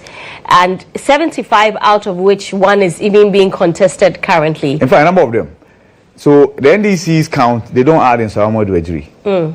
Right? And then now, as you mentioned, Wejagbawe, that many have counted as a seat for the NPP. So NPP virtually won 3 seats. We add Wejagbawe, we add Trobu, and then we add Adumaku Kisi's constituency, and that's Enya Sotium. Of course, he lost the primaries, but Elder Tobin are won for the NPP. So we had always added Wejagbawe until last night, when we were told that there was another recollation that has been done, and I've seen the Form C that had been filled, and if it stands, then it means that MPP even lost the Wejagbawe constituency. So Greater Accra, seats of 33, the NPP is now can only boast of 2, if things stand the way they are standing at Wejagbawe in Greater Accra. So yes, I agree with you that the Supreme Court judgment, if there's any party that will be bearing the repercussions, it will be the MPP. Ask me why. Many incumbent MPs have lost their seat. They are very likely going to lose their primaries. And many of them will go independent. And the party can do nothing about it. Absolutely. Now, that is one. The other one will be from the NDC. NDC has a overwhelming number of MPs, right? Not all of them will win their primaries after the 9th parliament. Many of them will also want to go independent, and there's nothing the party can do about it. That is the implication of the judgment. So I agree with you that somebody will have to return to the Supreme Court and test this, as Justice Tanko mentioned. He, in his dissenting opinion, believes that any time that this matter comes up for a review, the reverse might be the reality. The minority opinion might be the judgment. You know, I have a contrary view on that Supreme Court judgment and the many commentary that has followed it. But maybe it's not the right forum to be discussing, to get into that. Maybe when I get the opportunity to sit with Chachi Chikete again, because I have heard many people say that, you know, the majority decision was wrong on many levels. Yes. I can understand. But then again, there's a point that they make that the Supreme Court does not have original and exclusive jurisdiction to hear matters of parliamentary election disputes. Yes. Right? Yes. The High Court and the Court of Appeal has that. Yes. In fact, the Court of Appeal only has an appellate jurisdiction. And that is the truth. These are facts. Exactly. But when it comes to interpretation of an article in the Constitution, that is at the sole preserve of the Supreme Court. Yes. And so if the Supreme Court is interpreting a question of, you know, and that's a provision in the Constitution, it is not wrong. The counter-argument is that referral ought to have come from the High Court after the original jurisdiction of the High Court relative to dispute emanating from parliamentary has been triggered. Exactly. But so that's the argument. But I don't think that the persons behind the action sought to.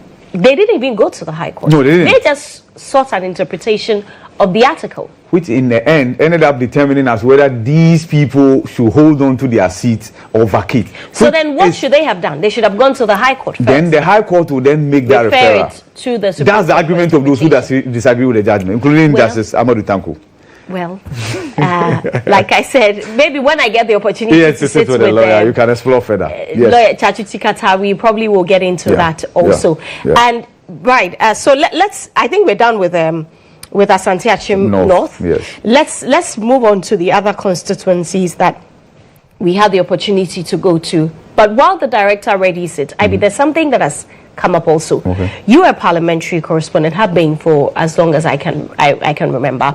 Now, I have seen a lot of people on social media make the argument that now the NDC, without a shred of doubt, has got majority in parliament, more than 2/3 of what is required to conduct government business and a lot of the other passage of the laws. And they talk about the president, you know, can you go through parliament to even extend the number of years that he can be president, move it from 4 years to 8 years, the removal of the Chief Justice, what.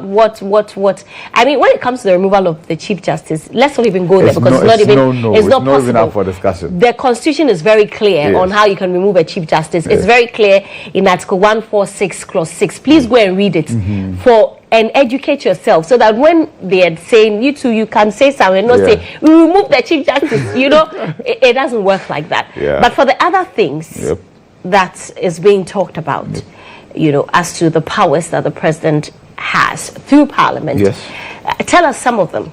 Well, so first of all, there are some clauses in the Constitution that are not entrenched. Right. So any clause in the Constitution that's not entrenched, with 2/3 majority, you can amend those clauses. And please, by what he means by entrenched is that you need a referendum to be able to pass it or amend it. Yes. Let's say the correct word is to amend it. Yes. Some of them are heavily entrenched, and so whether you even have all 276 members of parliament being NDC members, the president, even parliament, cannot just amend it without a referendum.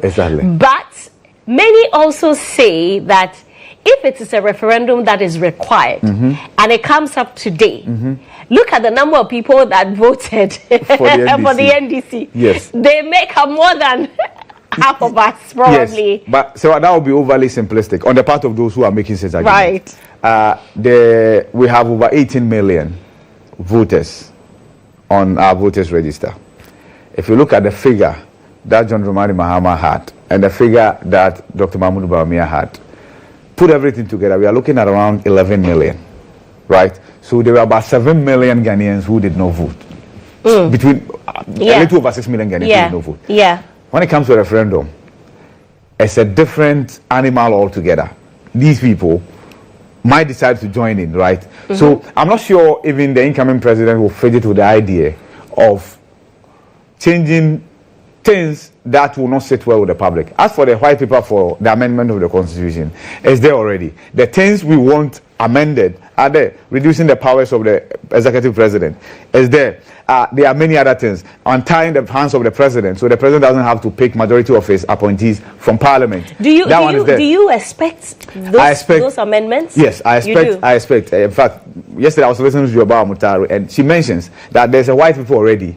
So yes, there's a blueprint from the Constitutional Review Committee that was put together. And so we expect, if the outgoing president, Nana Dankwa Akufo-Addo, couldn't assist the country to get some amendments done, why not? He attempted getting us to elect our MMDCs when we go to parliament, and that's one thing that parliament on its own, with two-thirds majority, can do. That one doesn't need any referendum as to whether you and I should be allowed to vote for our MMDCs, or we should allow the president to appoint them and then they being approved by the assembly members or the assembly. Now, the point of disagreement was that the president felt it should be partisan, right? So if you want to be an MCE or a DCE, you should be willing to say that I'm standing on the ticket of the MPP, vote for me, just as you do when you want to enter parliament, right? And then... Because it's already politicized anyway. That was the argument. But the counter argument was that, no, presidency politicized, parliamentary elections politicized. If there's anything at all that you should leave with semblance of neutrality, it should be the district level elections or MMDCs, right? And then even the election of assembly members. We all know that that's partisan. The political parties sponsor them. But at least they don't have to come with the emblems of the political parties, the posters of the political parties. So neutral people can also have a chance. That was the counter argument. So the minority then, the NDC then said, no, it should not be partisan. That meant that Akufo-Addo was not going to get two-thirds majority. So he shelved the idea. If President Mahama takes office and he wants that to happen on non-partisan lines, he has the numbers to get that to happen. Again, and like it's good you corrected the misperception about the Chief Justice. If NDC wants to remove the Chief Justice, a petition will have to be sent to the president. The president will have to constitute a committee. The committee should have at least 3 justices of the Supreme Court in there, together with others. They will sit for stated reasons. It's not just because of your sentiment, right? Or your perception of the Chief Justice being biased. It must be stated as to the reasons why, grounds of incompetence and what have you. And then the prima facie case must be established. Right. So, I mean, the NDC is in power, we are kicking the Chief Justice. It doesn't work like that. Exactly. And I'm sure that's how come, even with the chairperson of the Electoral Commission, the argument is that she ought to have resigned. Yes. So the argument for the Chief Justice might also be that she ought to have resigned. But if they don't, then something must be triggered, if indeed you are bent on seeing their backs, right? So, but with that said, Parliament cannot remove the Chief Justice. Know this and have peace. Yeah. Please go ahead. Yes. So basically, that is that. But the other seat, so Serwaa, yes, we'll talk about. So we've been to Okai Koi Central. Yes. Let's bring you a playback of another one. One of the other constituencies that we went to. Joined me.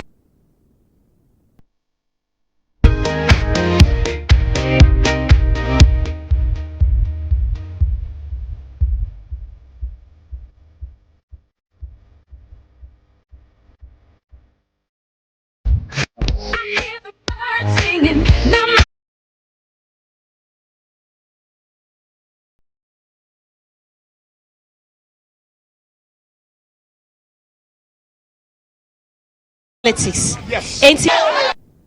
All right. So Baba Sadiq has joined me here. He's the NDC's parliamentary candidate for Okai Koi Central, and I'm joined by a gentleman on the left as well. The candidate for the NPP is not here. We expected him to be here, but he is not here. And so, Mr. Gentleman, who are you? Thank you very much. Good morning to all of us here, constituents of Okai Koi Central. My name is Alhaji Haruna Rafik, I'm the first vice chairman for this constituency, NPP. All right. So we have the first vice chairman of the NPP here, and we have the NDC's parliamentary candidates. Ideally, we would have loved to speak to both candidates. Unfortunately, the NPP candidate is not here, but the show goes on. So, Baba Sadiq, excuse me, I should let you know why the NPP candidate is not here. We all know Honorable Member of Parliament is a lawyer by profession, and as we speak, he's in the courts handling some cases, and that is why he is not here. That is why he's not here. But we are here fully representing him, and we are going to make sure that the people of Okai Koi Central know the good job that he has done. But your other colleague said last Monday he was here, but he didn't see up courts then. Who said? He said he was here last week. They said he was here yesterday. Didn't see up courts. Oh, but is it for them to decide when he has a case in court? That's okay. No, we should know this. Lawyers don't decide when a case is called. Okay, so why would you say have this? a case Please, today, but we should leave some of this things. The man is a lawyer, and you know it, and he's in court. Simple. Thank you. He doesn't need to be here to tell the people what he has done. Even Baba Sadiq knows what Honorable Patrick Yabwaba has done. Finish. Okay, thank you very much. Thank you. Thank you. Baba Sadiq, thank you very much for coming, joining us, making the time to join us. Because we know Baba Sadiq has a job too. Right. But he made the time to join us here. Yes. Baba Sadiq, so you've heard from the people, and I'm sure that you've been monitoring all of the polls that have come out of this constituency. But you still seem to be very confident of winning the seat. Yes. How is that so? Well, I mean, if you had the feedback, but firstly, I think that we need to address one thing. Honorable Patrick Yabwaba is an MP. As an MP, he's not supposed to keep a profit-making job. So this excuse that he's gone to Parliament as a lawyer doesn't actually wash. It means that if he's doing that, he needs to be presented to the Privileges Committee for them to actually investigate him. I cannot agree. Consistently, but can you not let me just consistently. This is not the first time. I have always made the point. That because he lacks significant personal legacies, Honorable Patrick Yabwaba will never. You remember when you called me? I told you that Patrick Yabwaba will not come. There is something he's afraid of. When TV3 came into the constituency, he didn't come. When you presented as well on 2 different occasions, he didn't make himself available. What is there to run away from, first and foremost? If indeed you claim to have done a lot of the work. But for me, I've always made this point that for anybody seeking to be a leader of a constituency as Okai Koi Central, you need to begin to adapt to making yourself available for scrutiny, making yourself available for the people to question your ideas, to question your goals and your objectives towards improving their lives. This is the barest minimum any constituency can actually ask for. This is a very important constituency. It is one of the uniquely placed constituencies that anybody seeking to be an MP, anybody that has been retained at least 12 years, 3 different times, going to 4 times by the constituents. I think that we've been magnanimous with Honorable Patrick Yabwaba enough for him to avail himself to speak about his records. Look, somebody just came to speak to him, for him. I'm scandalized. I'm actually scandalized to think that Honorable Patrick Yabwaba thinks that the youth of Okai Koi Central are lazy. And this is some of it. 2 people from the party have actually expressed the thinking of Honorable Patrick Yabwaba, which accounts for the massive youth unemployment within the constituency. Look around us. Go into each and every of the electoral areas. You can't really point to people whose lives have actually been changed by Honorable Patrick Yabwaba to actually show for the 12 years that he's been made an MP. In fact, he's one of the most over-pampered MPs in Greater Accra region. Owing to a lot of the misinformation they put around. Look at some of the things that they are mentioning. Look, I had to question him a couple of times. The man Judicial came to say that in Fadama was not a village. I was born here. As far as I was born here from 1985, we've had lights. There was not a single part of Fadama here that we didn't have lights. We've had light, we've had water. My house is here, the chief imam's house is here. In fact, this station that we are sitting in was done during the and it started with the JJ Rawlings and then came into Kufuor. This hospital, this medical center they show in 2006 when it was established by the AMA. Initially it was a toilet facility until ECOM. Look, there was an organization called ECOM Agro Processing. ECOM Agro Processing developed this and expanded it for the chief imam. The reason why Patrick Boama's name is on it is that he made a promise to keep it operationalized because his government was in power. Go there today, go there, it's just here. See if it's operationalized. So people are not patronizing or coming here, not because it's not been done. But we opened this basketball court. This building has been there from 2006. It was expanded. It was expanded by Ecom Agro Processing. The records are there. I have said that the era where members of his party or his supporters continue to push misinformation, claim projects that have been done by others as his. I mean that is in the past now. Look, this road network that's lying right here was done by Isuya contractors. Yes, right, Isuya contractors. I know the historical records of the constituency. From Fadama Junction to Bombay, Isuya contractors joined in the mid-90s. Again, this road network that lies between here, behind the market here, in 2012 when it was done, was originally done in 2012. From Abeka Pleasure Point to Flat Top, initially there was no road onto the Flat Top area. Again, it was done in 2012 when he was not even an MP. Today, Go ahead, Baba Sadi, go ahead. Look, I knew this is what they will come to do. Honorable Party Obama will not make himself available, but he's sending supporters who are not aware.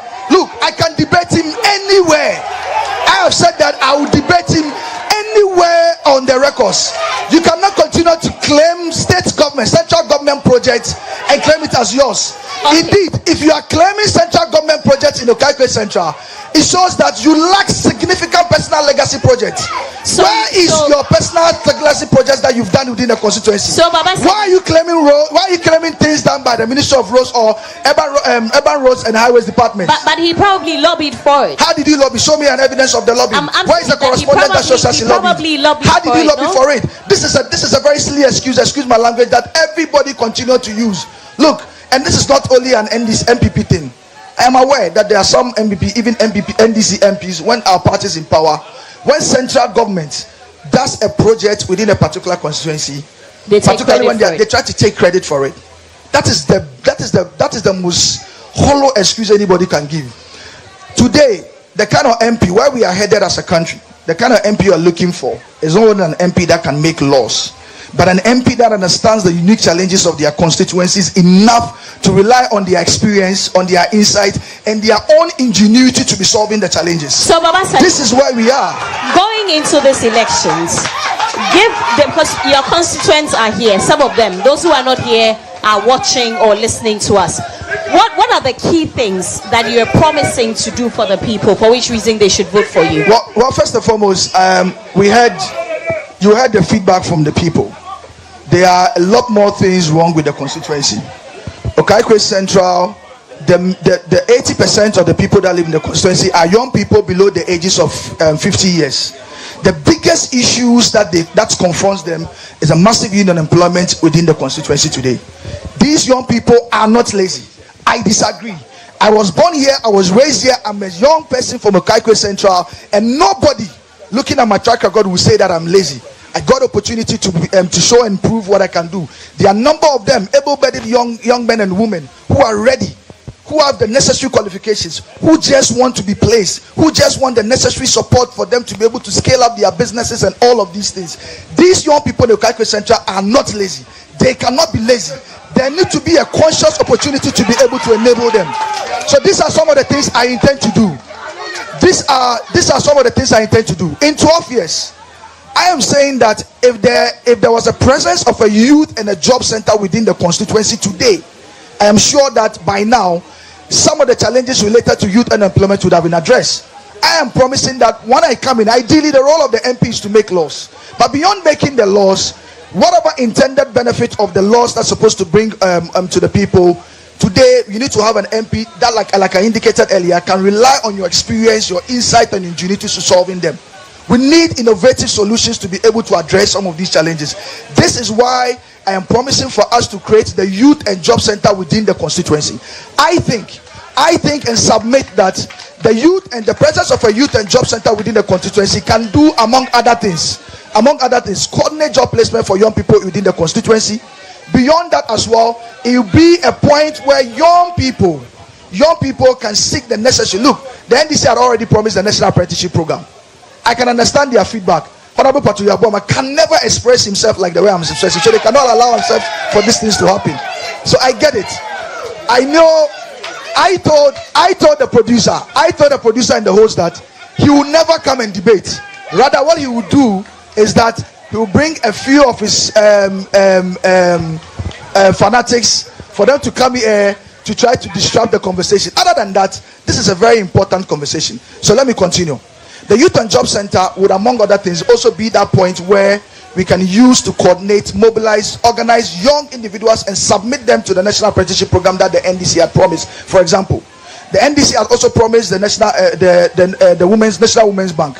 In fact, as a constituency, we need to well position ourselves to take advantage of such national policies.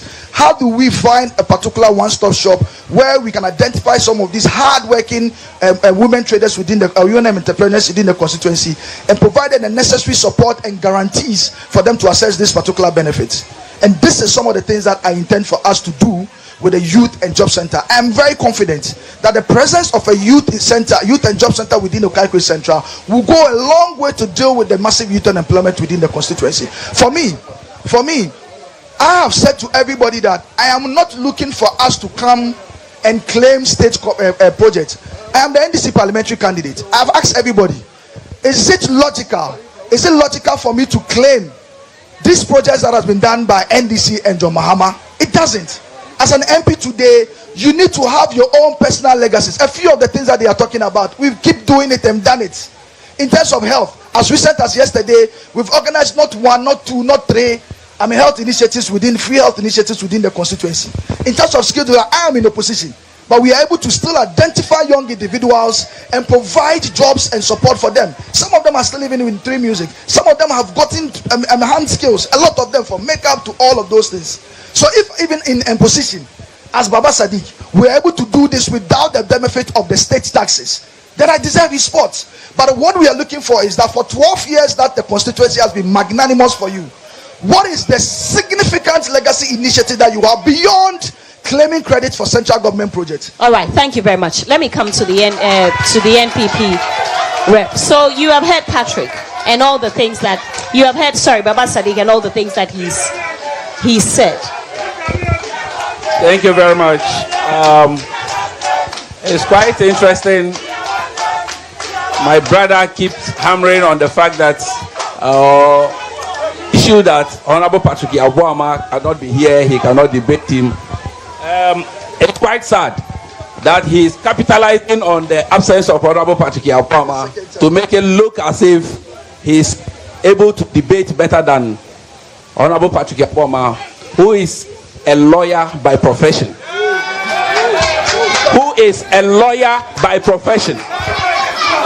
In fact, Honorable Patrick Yaboma is an astute lawyer, and every constituent of this constituency knows what he's capable of doing, even on the floor of Parliament, where we have so many legal brains. Where intellectuals are speaking, that is where Honorable Patrick Yaboma speaks. We are saying,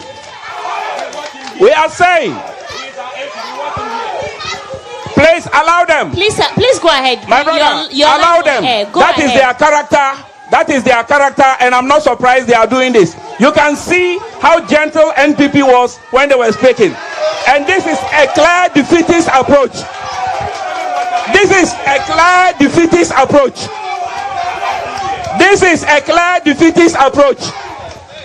Okay, don't worry about them. Let's talk about the substantive issue.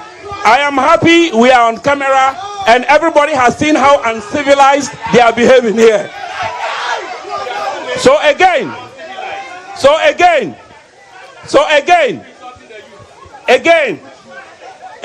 I am saying that Honorable Patrick Yabuama is an astute lawyer and he speaks in Parliament, and that is how come today most of the good things that we can boast of as a constituency, we have them. My brother Baba Sadiq keeps talking about Buama is taking advantage and then is trying to say things that have been done by the central government. He's taking credit for it. Please go ahead. He's saying Honorable Patrick Yabuama is taking credit for what the central government has done.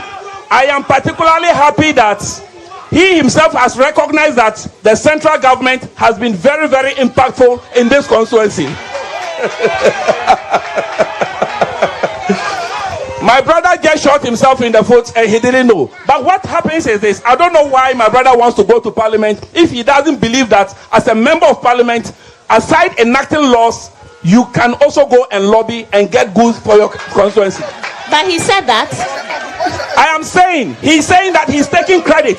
But how do you take credit if you do not push for it to happen? Okay, but Please allow me to flow. When you were speaking, you allowed me. Let me flow, please. You let me answer flow. my questions. Please don't interject me. When you were speaking, I was listening to you attentively. So I ask the questions. But if you are being unfair, I have to point it to you. I haven't even started being unfair yet, so please don't complain. Thank you. And we will not Can you answer my question? I won't allow you to be unfair. Can you answer my question? I won't allow you to be unfair. Make your point. You allowed him to flow. Let me finish speaking. Then if you have anything, you can ask.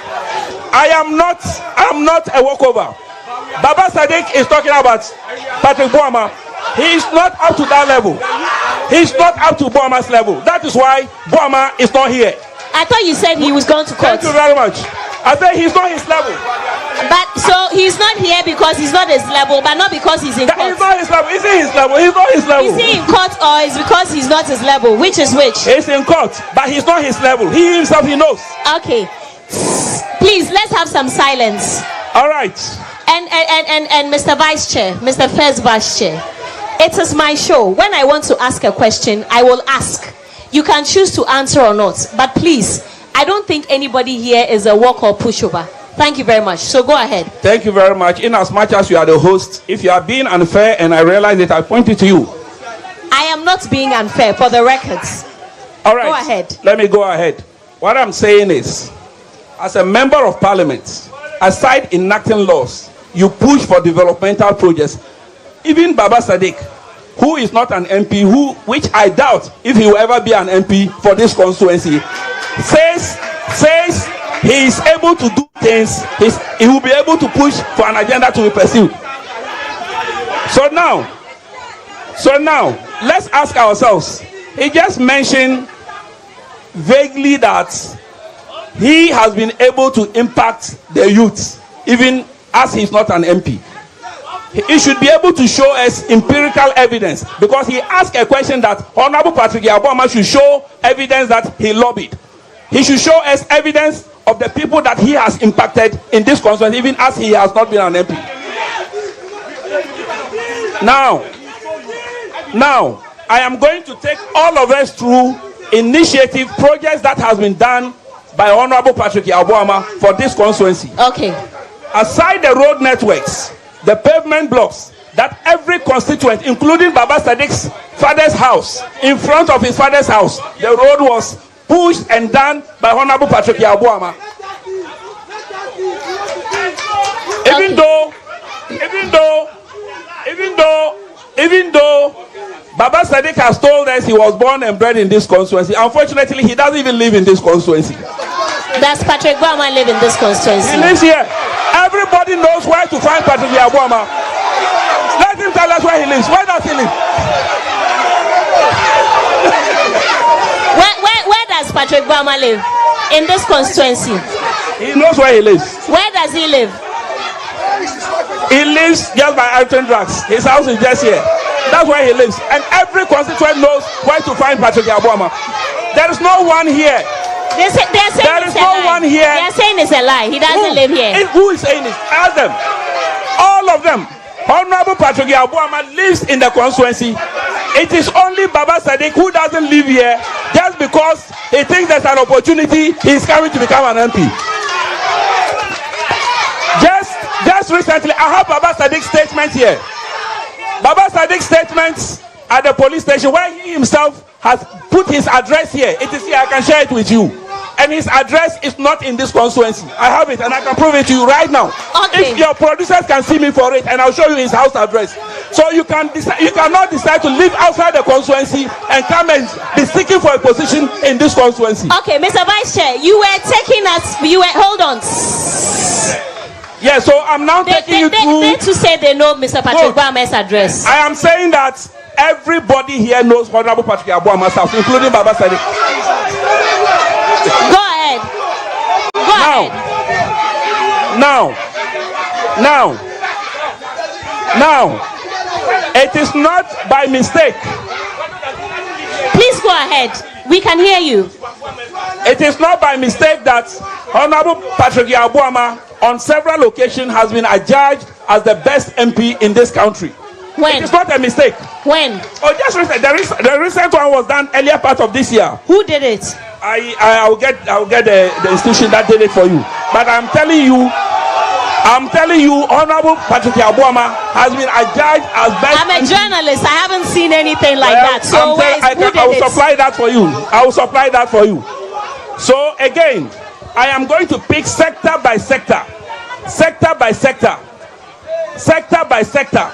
how Honorable Patrick Boame has improved the lives and the livelihoods of the constituents of this constituency. I'm starting from education. Okay. I'm starting from education. Honorable Patrick Boame has paid school fees for over 300 constituents of this constituency. Which school fees? 300. Do you expect me to mention 300? I said which school fees? For what level? University. University. Yes. Is that so? Please. Okay. Let me go ahead.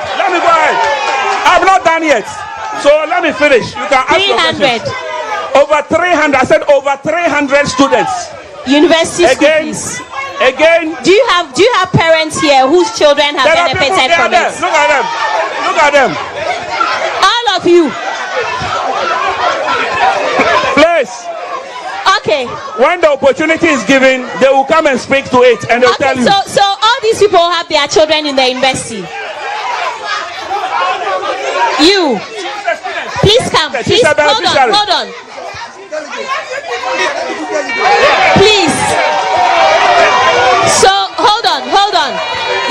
Are you a delegate? I'm not yet a delegate, but I'm an university student, a medical laboratory science student at Kolebu. Yes, and I had the opportunity for him to pay my school fees just last semester. That is, I'm a fee-paying student, and he paid all my fees just last semester. And I appreciate the fact that he paid my fees. Because you are a member of the NPP? No. Listen to me. I wasn't in this constituency. I just came here last year. That is when I came here. And you went to join the NPP? No, you are putting me wrong. I haven't made any statement. And you are wearing an NPP t-shirt. Because to show appreciation to Boame. So you are not a member of the NPP? No, but to show appreciation to Boame. You are a member of the NPP? Yes, for Boame's sake, I will be a member of the NPP. All right, thank you. I'll be a member of the NPP. Thank you. You take your seats. Thank you. Please go ahead. So for education, he has paid about 300 university school fees. Yes, that is one. That is one under education, and they are already crying. I have over 50 of them here. The second one is GHOne and GMPC scholarship. We have given over 200 scholarships to constituents of this constituency. 200 GHOne beneficiaries. But those are not Patrick Boame's initiatives. Those are things that he has lobbied to get for his people. I keep telling you that the man has lobbied. Then Baba Sadiq has not. If he doesn't have the lobbying skills, then he has no business going to parliament. All right, go on. Please go on. Thank you very much. I'm continuing. But before I say that, I'm saying that on authority, if Baba Sadiq doesn't have lobbying skills, then he has no business going to represent us in parliament. If he cannot lobby, please go ahead with the achievements. Go ahead with the achievements. Another one is he has supported JHS students. Just yesterday, we did one. The JHS students who are going to SHS, he provides them with mattresses and support financially to them whilst they are reporting to JHS students with mattresses. Yes, who are going to SHS. JHS graduates who are going to SHS. Even yesterday, we did it with cash and then. Please, I am saying that Honorable Patrick Yabuama has donated dual decks to the public schools in this constituency. But these are things that he has done personally. Again, he has fully funded vacation classes.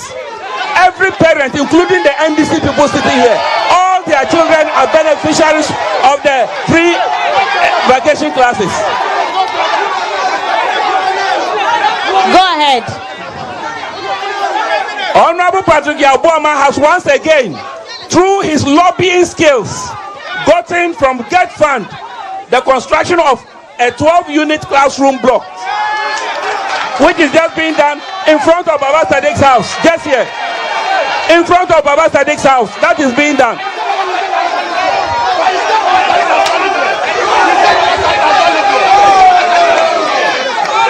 Just by Baba Sadiq's father's house. Just by Baba Sadiq's father's house. That is being done.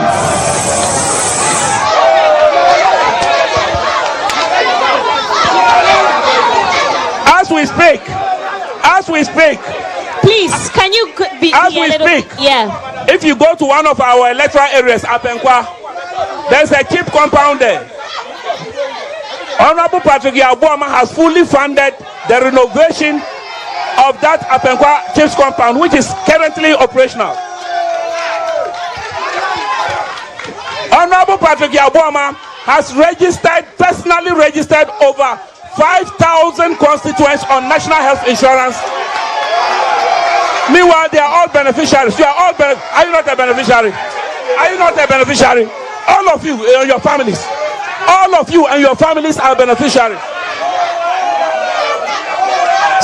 Today, I'm coming. Hold on. I have only picked education, and I'm telling you, if I want to speak about the venerable, honorable Patrick Yabuama, they will break.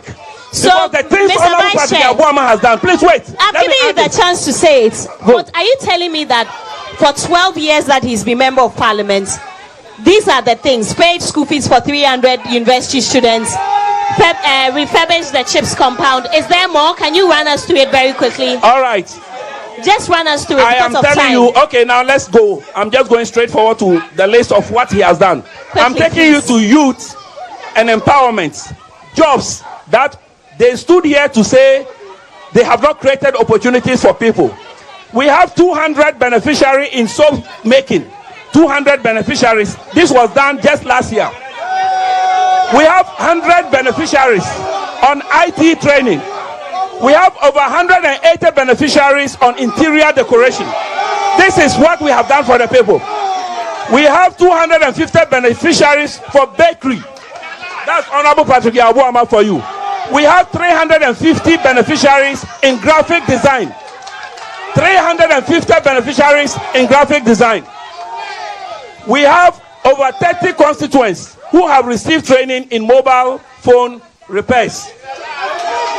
We have 332 youths who have received training in startup kits and startup kits for makeup. We have 50 constituents. Listen, Honorable Patrick Yabuama has once again lobbied and gotten over 50 people in this constituency to get employment with Ghana Education Service. Again, we have 65 constituents who have been employed into various security services, the military, the police, the fire service, and all that. Let Baba Sadiq tell us what he has been able to do.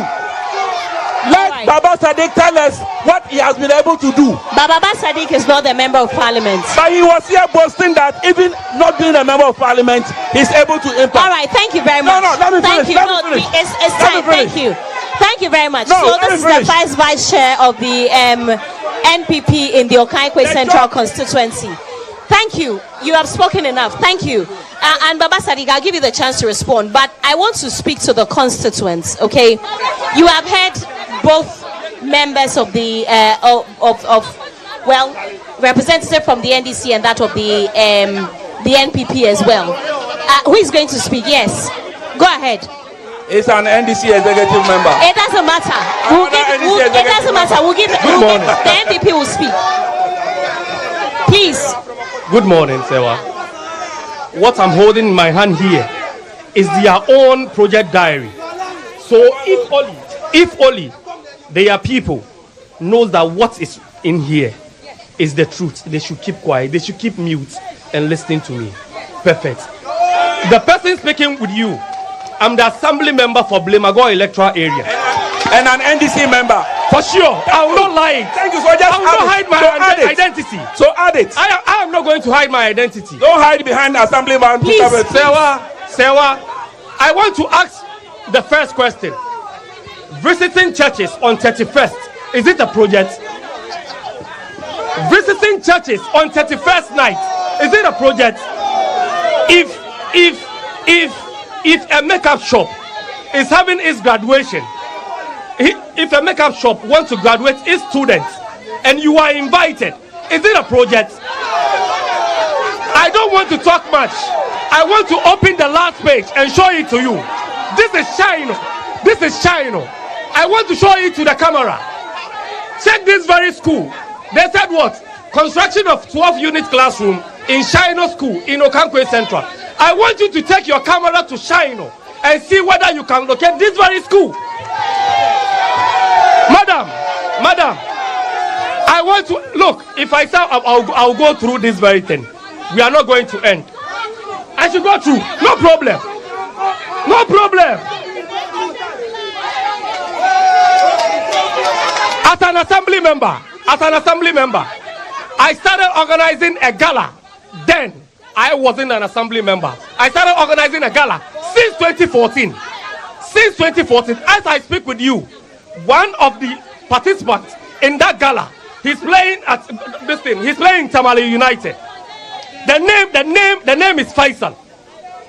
Serwaa, ask this MP, ask our MP here, Honorable Patrick Yabuama, since he started organizing galas for mechanic shop and washing bay.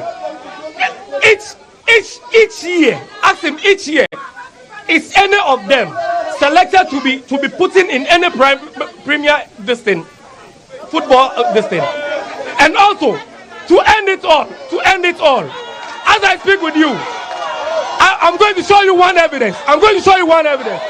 There is a guy seated here, this very guy. He started following Patrick since 2012.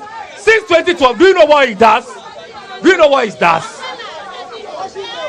He washes his car.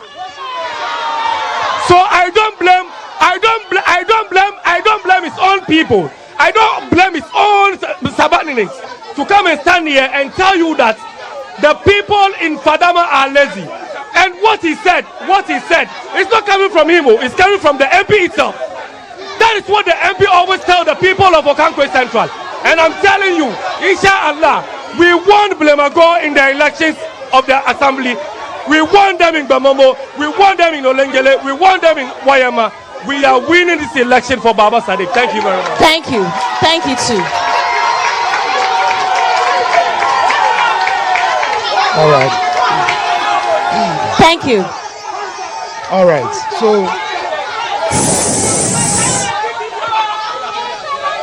So I was so surprised. Please. I was so surprised to hear my very parliamentary candidate for the NDC talk about the fact that because Honorable Patrick Boama isn't here, he's afraid of debate. I was surprised. The truth of the matter is that if somebody's absence is a grounds for saying that the person is weak, I find it so surprising. For me, my interest is that whatever we do, we must try our very best to develop our community, our constituency. The fact of the matter is that the 12 years I have experienced Honorable Patrick Boama, honestly speaking, I haven't experienced that of the NDC. I cannot speak for it. But to me, I believe that Honorable Patrick Boama deserves another term in office. Because I'm coming. Because As a student of parliament, I try as much as possible to follow all the members of parliament. I've seen what Honorable Patrick Boama does, and I believe that he deserves another 10. 16 years. So, as a student of parliament, yes, as you say, yes, and someone who appears to be very interested in the developments of this constituency, great. Point out 2 or 3 key things that he has done since he became member of parliament. Exactly. So you see, I believe in building human capital. When you talk about human capital, we are talking about making sure that the vulnerable, those who don't have access to education, gain same access so that they can build themselves and become some important personalities in the community.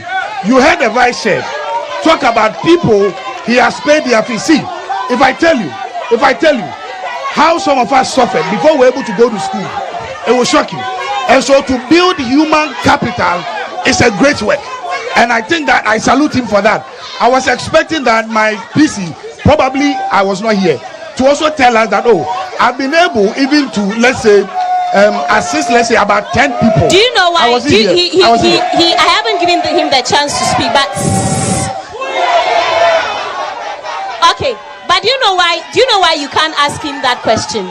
Because he's not a member of parliament yet, and your member of parliament has been on for 12 good years. So let me say something. You see, before you answer that, let's continue with the achievements. Great.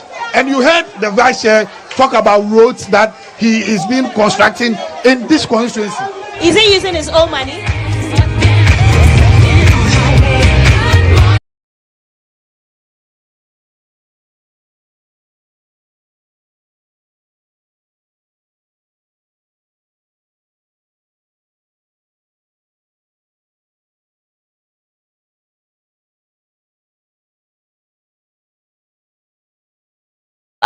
That was Voter Connect coming to you from Okai Koi Central. The seats that Baba Sadiq, who you saw us there talking to, has now won, which surprises many people many. Because the Okai Koi Central seat has always been a safe seat for the NPP, right, IB? Yes, it's been one of the bluest seats you can ever count on in the Greater Accra region. But then again, we are not in normal times. Blue has now become green across the country in many constituencies. But of course, Patrick Boama says he's going to contest the outcome of the elections and he's headed to court. But as it stands now, the declaration by the EC is that Baba Sadiq is the parliamentary candidate elect. All right, let's cross over now. Earlier on the show, we were telling you about the chaos that was brewing at Weijagbawi because NDC supporters have thronged to the coalition center and they're saying they are not happy that the EC declared the result in favor of the NPP's candidate. Well, let's cross over to my colleague Obed Kingaglu there with some updates. Hello, Obed.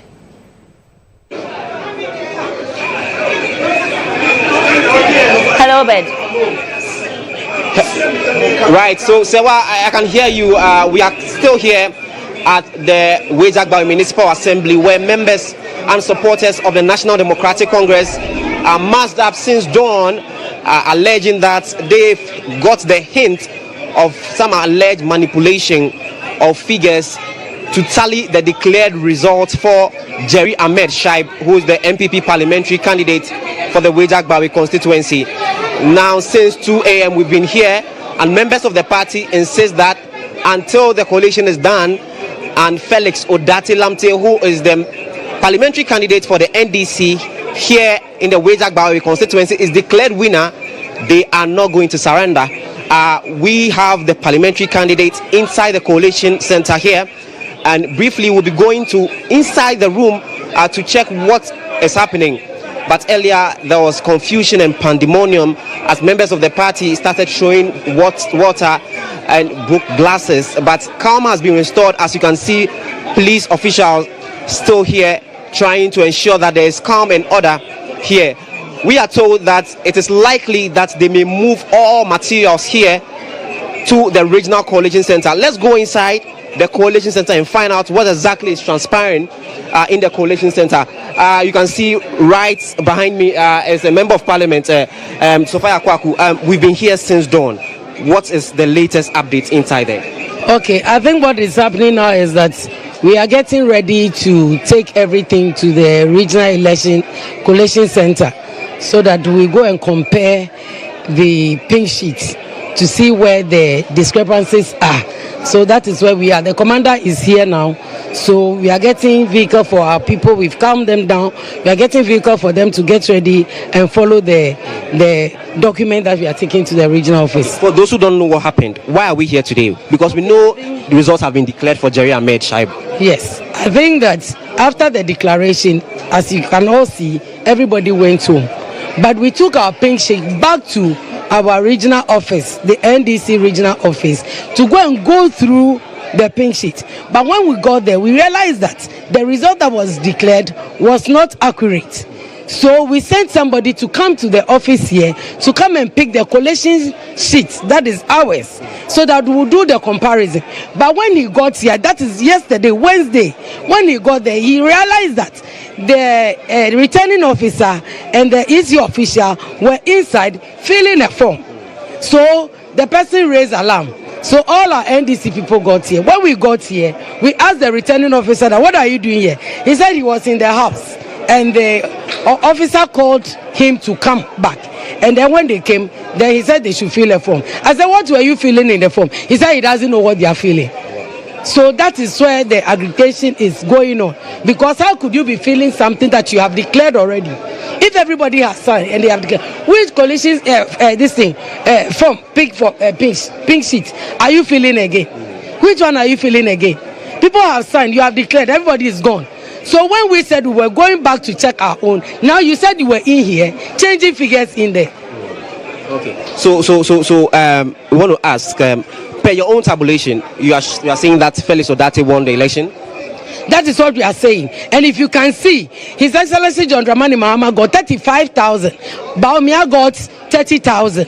And now they are telling us that the difference is because there's a difference of 3,000 plus. That they are saying that the about 3,000 people voted for presidential, but they didn't vote for parliamentary. That one too is unbelievable. Okay. Right. It's unbelievable. Right. Thank you very much, Honorable Serwaa. Let's go inside and find out the situation inside, where the parliamentary candidate himself is seated inside with security officials and also the EC officials, ensuring that there will be understanding before they will move to the Regional Coalition Center. So as you can see, this is the office of the Electoral Commission, specifically the Coalition Center, where everything is happening. You can see materials over here and security officials also here, and you can see the parliamentary candidate Felix Odate seated there. Let me get close to him and find out from him what he makes about all this situation, as they want to ensure that there will be fairness. Honorable, good morning. How are you doing? I'm doing well. Right, and you're live on GHOne TV. Tell us, we realize that you are here to ensure that everything goes on well. So far, what are you taking from the Electoral Commission? So far, since yesterday that we came here, we came to meet some infractions about this electoral process. We know before declaration of results, the coalition sheets are filled, and the summary sheet will be filled, and the declaration sheet will be signed by agents. Now we came here and we saw district officer and his other colleagues filling some portions of the form. So we have to confront them and find out why are they doing that after declaration. So what formed the basis of their declaration on Sunday, and up to now no proper reason have been given to us. So it has been concluded that we move to the EC headquarters to resolve this issue, and this is unfair, and this cannot be countenanced in our elections. Right. You are confident that your own internal tabulation, you won the elections? Definitely. All right, thank you very much. So that is parliamentary candidate here in the Wejak-Bawe constituency for the NDC, Felix Odate, engaging us that they are confident that they won the election and that they send some manipulation of figures and that they insist the right thing be done. And so we are still here in the Wejak Municipal Assembly, the Electoral Commission office, where security presence is high, ensuring that there will be law and order. We've not cited the MPP parliamentary candidate here, Jerry Ahmed Shaibu, yet. So as and when we do that, we are told that they may likely move to the Regional Coalition Center, where they will move forward with their issue. So Serwaa, this is what is currently happening here at the Wejak Municipal Assembly. Thank you very much, Obed King Aglu there. IB. Yes. So it's surprising. So they knew this. And yesterday they allowed the returning officer in the constituency to declare Jerry Ahmed victorious. Because per the accounts we just heard, it was later then they realized that some additions and subtractions were taking place in order for the figures to tally. And that was what prompted the decision to protest. Let's see what happens at the Regional Coalition Center, and that's the regional office. Well, usually that's where they all head eventually. But shouldn't it be the case that once declaration has been done or made, they would have to head to the court? Because if everyone can just ask for recollation, then, I mean, even after declaration, then I guess that Patrick Bama is in his right to also ask for recollation, isn't it? Same with the candidate for Dom Kwabenya, right, Makokwe Jr., who asked for recollation, but he has subsequently, after a party meeting, addressed party supporters and conceded. And it's not a fight that he wants to continue anymore. And he's urging, I've seen a video of him urging the supporters to also put this behind them and not do anything that will jeopardize their lives. Once they have life, they live to fight again. Okay. IB, I don't know if you want us to go back to the Voters Connect. Yes, let's take some more videos. Let's take some more videos from Voters Connect.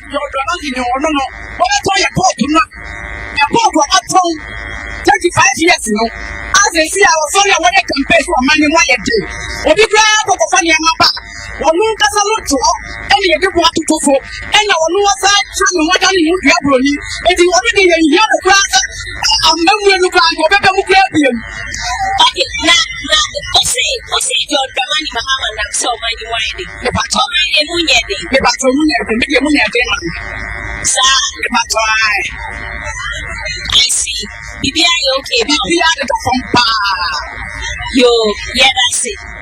Yeah, that's it. But your next person,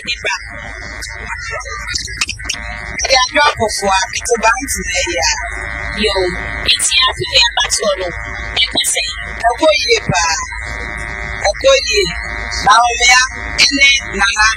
What they say? I said, so watch it. Oh, yeah, I think I'll be talking about free education. I'm afraid the whole Ghana. Also, you see, last year, the 4 years, no, you saw more pathway.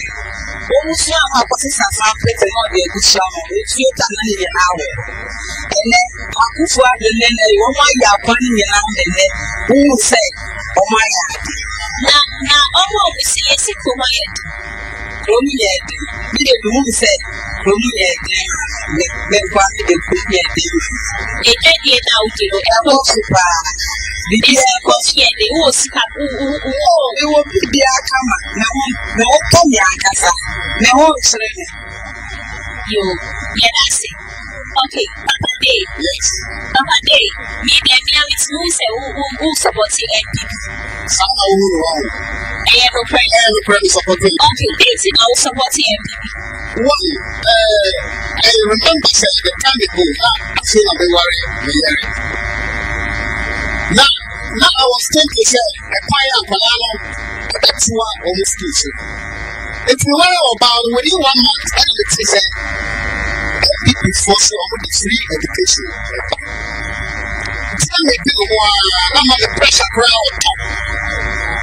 Because the person in my life is free. And to me, I'm not to know that free education. I'm a school.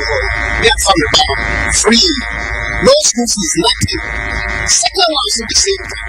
It's a 100% right. So, it leads me to Obama NDC. Simple because Obama ruled about 25 years. So I am home. It's not people there. I know all of the two Obama.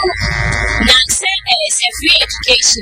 Free education, and it's about well, it's not about it's not about because the white of fish, I will back to you. And one day I enjoy it and at the end of the month, your profit, you lose a legacy, but your father to school fees. So, and I rent for houses also good. Yeah, my own house. And it's a room more. I'm a chop money. So, you use a Ghana and I've stayed in Germany for 6 years. I'm about Africa, Ghana. So, that's so always how we say, it's just a rule. Let me check him out my bank account. It's what they're calling it. Because your mother say, your mama, or that's I said. One more year in the sorry. Oh, but then you are testing. And you have some friend of this. I said, take one away. What's it? I told him, I said, okay, pure water. No, so to this week, I said, pure water. And then you told her profit. And when the back of school started to be gradual, I can't tell them over you idea. So, so, what people think one of the pure water. Look at that dialogue for power. At the end of the day, one crop of this 96 what power body were in their lives? At the end of the day, 100 special weekend, 150 with 3 this is why you have to be more power. It is a good idea. Yes. Because our next person. The Amman Benyaji education will say, we real students say, Sabla na division TV prepared to be from our school. Said I'm going to the mayor so you are paying to be from my uncle school with the party and I tell them that you said, now do your education. I am a parcel. Sabla no I was believe one on the bay. That's in your education. Now they are going to come in shoe when they don't get on this one. They say, no matter the cast when you tell see what the other corner ground. I don't even tell them when you see when I'm cast out. Never told Mama, if I told her, that's what the way I dance here. Let's have done a material. I am the kind of person that said, it is a bit my way on the band at 20 years, 18, 19. Never tell you, let's say, the Baba Yaka, you have a very good one. And sometimes when you're not a man, you're not a cancer. Maybe a bit about I dance for myself. Why no mama never live on myself? The Bajo power, what to be, I would have a car. Let's in the summer. I said, young for to get a phone. What to have another would be an hour 2 miles and 2 party. Well, one to have our said, you will say, what to have away to be the 12 and the 12 hours of the maybe maybe I say, I eat one of the water about the slammer. What I didn't go on to get here slow. Maybe I Constituency ne no yo. Oh, in here how long? In there for the past 28 years because they be around for me. No support or NPP. Yes. So now my thing. Care over Odododio constituency to Mobinibo year. Okay, from 92 NDC and where you want to spend. Then once say what was an impact in the constituency and what was the impact of the NDC in the constituency for the ESF and Amihere. Currently, where MP Koni Ebaye ministerial post Babao. He was our former trade minister, former deputy trade minister, our former sports minister, former deputy local government minister, and he was the director of operations at the presidency of Professor Mostai. What be a community impact your constituency? No, we are about open defecation. But near MPP, over power, we make sure that every household in your constituency now one toilet under the one household, one toilet initiative. No about when to eradicate the problem of open defecation or fena Ghanaian. No about when what about Jamestown Abo for this constituency, a community where they've gotten an abo and they are getting an abattoir. One abattoir one abo. Then the constituency no one must Unity Independence Avenue cluster of schools. Because what touch every base. Now member under his auspices as the deputy trade minister, Eba Kumosalaga market. In Yema Neba Shi power. On the day now by election say na me Kumosalaga market. But we as good people and party papa when you obasla wobakum one wobakumeko wasani keboyone amasla lolo. So the NDC they don't have anything to show in this constituency. Really? Yes. I'm a Benokonoko down to even the parliamentary candidate. Benokono ebacho buja she gonna paint again multi-purpose bus in Nipo facility. Genga boteje she gonna painting. The sports facility. I paint people no fee. My paint 20 Ghana. My paint is more fee. No pay you no any fee. For the past 12 years, they any fee in share constituency. Oh, are you sure? I don't think that the NDC will agree. Oh no, if they wish they can also dispute the fact. I can only normally. My family your constituency, you that's what I'm saying is the fact. He has nothing to show in the constituency. I want, please, can you join me? He's saying something. You represent the NDC. I need someone who is. He has nothing to show in the constituency. So he said, please stand here if it's okay. So he's saying that. How are you and what's your name? I need an extra microphone. What's your name? My name is Jonathan Niama Ashite.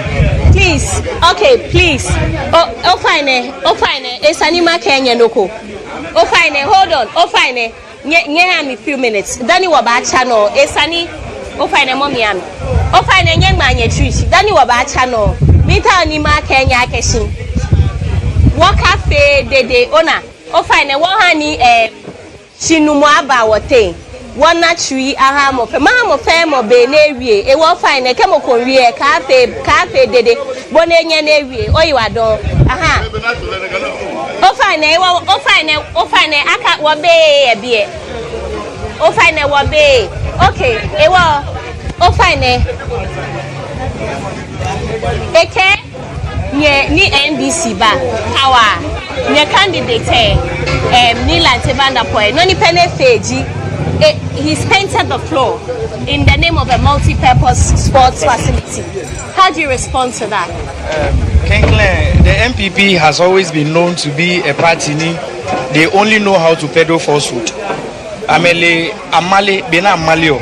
If you're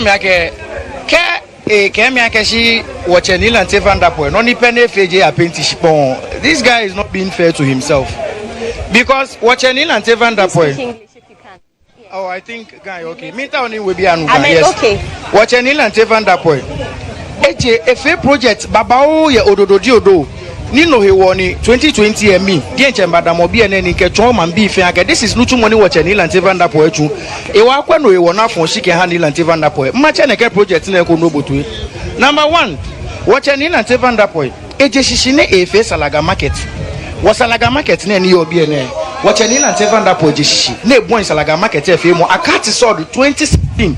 Now boy market FMO. It's not to Haitianate here. We lost power. Ni ameba ameka afe project review. For 8 years ne afe project review kebashibi and Salaga market is still where it is. Secondly, watch an and Tevanda Post at John Dramani Court Sempe school. Watch an and Tevanda Post started Sempe. Now, Jiegbe can be a old structure, I mean, about fair a wooden structure, a BNA Hame. wooden structure can be a milolo the only thing they need to do is when a new government come pay the contract. When a new government come, there is a percentage you need to award to the contractors. Kehana may continue on here. Sempe School has become a white elephant ni a machine Sempe Jeme. Ke okeno mafa ya Jamestown maternity. What a nil and Van Dapweke John Dramani Mahama after renovation ya Jeme ni I renovate Jamestown maternity called Jeme Lehuno Ba Osha Polyclinic Afeeko. Okay. A lot of projects abafe mimba Emale Menta on the Nushishi boxing arena yo BNA. For the first time in the history of Ghana, Sasha, for the first time in the history of Ghana, John Dramani Mahama no this is a boxing arena. Ni Jempe no boxing here. I'm a project who is the MP here.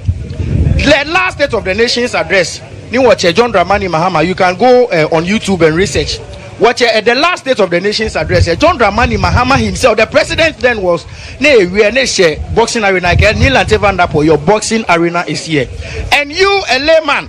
Odumoshino calling the show teaching John Mahama is lying. Jenny Lantevanda point in the Hoshishin. She no Dumoshia Hebuaye between you and John Dramani Mahama. No more more credibility this and Ike. I'm a here. Nakamale, I will only be a woman and never Dumoshi. Ne a male, nibi ni bemi be. Ko kemi again in Lantevanda point paint she won't follow. Street name on yo. It was 2016 in Lantevanda point Hashika a solicit for front. Number fair resurfacing. Jena Chinoke bricks. Shaka resurface about fair resurfacing. The lolly bear fair asphalt. The lolly bear no fair but fair pepe. Tombone Kashina. Get 2016 Kabashibi and Lantevanda point. You are here telling me I can Lantea paint your pushpong. Out of what biggest challenge as constituents, number 1, education. What no your biggest challenge? Number 2 is employment. Unemployment rates if I be an education. So what you need and seven that point there are me pini if you're me amena hebena by a school agbene nuchumole ho amena medienche personally jemuko kemi in 2015-2016 nila seven that point hanike me more than 20 kesete ni ayafemi ni ayahame ayape ayafame you know that na amen kase nuchumoy and a whole lot. NDC, you see, education. So the education, high school. The education, you see, when you talk about free senior high school, then you are taking it to a national level, and then it is a different debate altogether. But the people in this constituency benefits from free senior high school. Generally, how many schools or how many secondary schools do you see in Ododo like in other schools? That is why our Honorable Nilan Tevandapoe started building a fresh one. Yeah, Ayalolo cluster of schools. Kehani, one more school infrastructures because you are talking about free education, and I'm very sure that you are aware of the challenges confronting the free senior high students. Inadequate infrastructures. Like they are not getting places to say to learn. And that's Voters Connect from the Ododo constituency. We brought you Voters Connect from different parts. We couldn't bring you everything, but certainly as we go on in the next couple of days, we'll be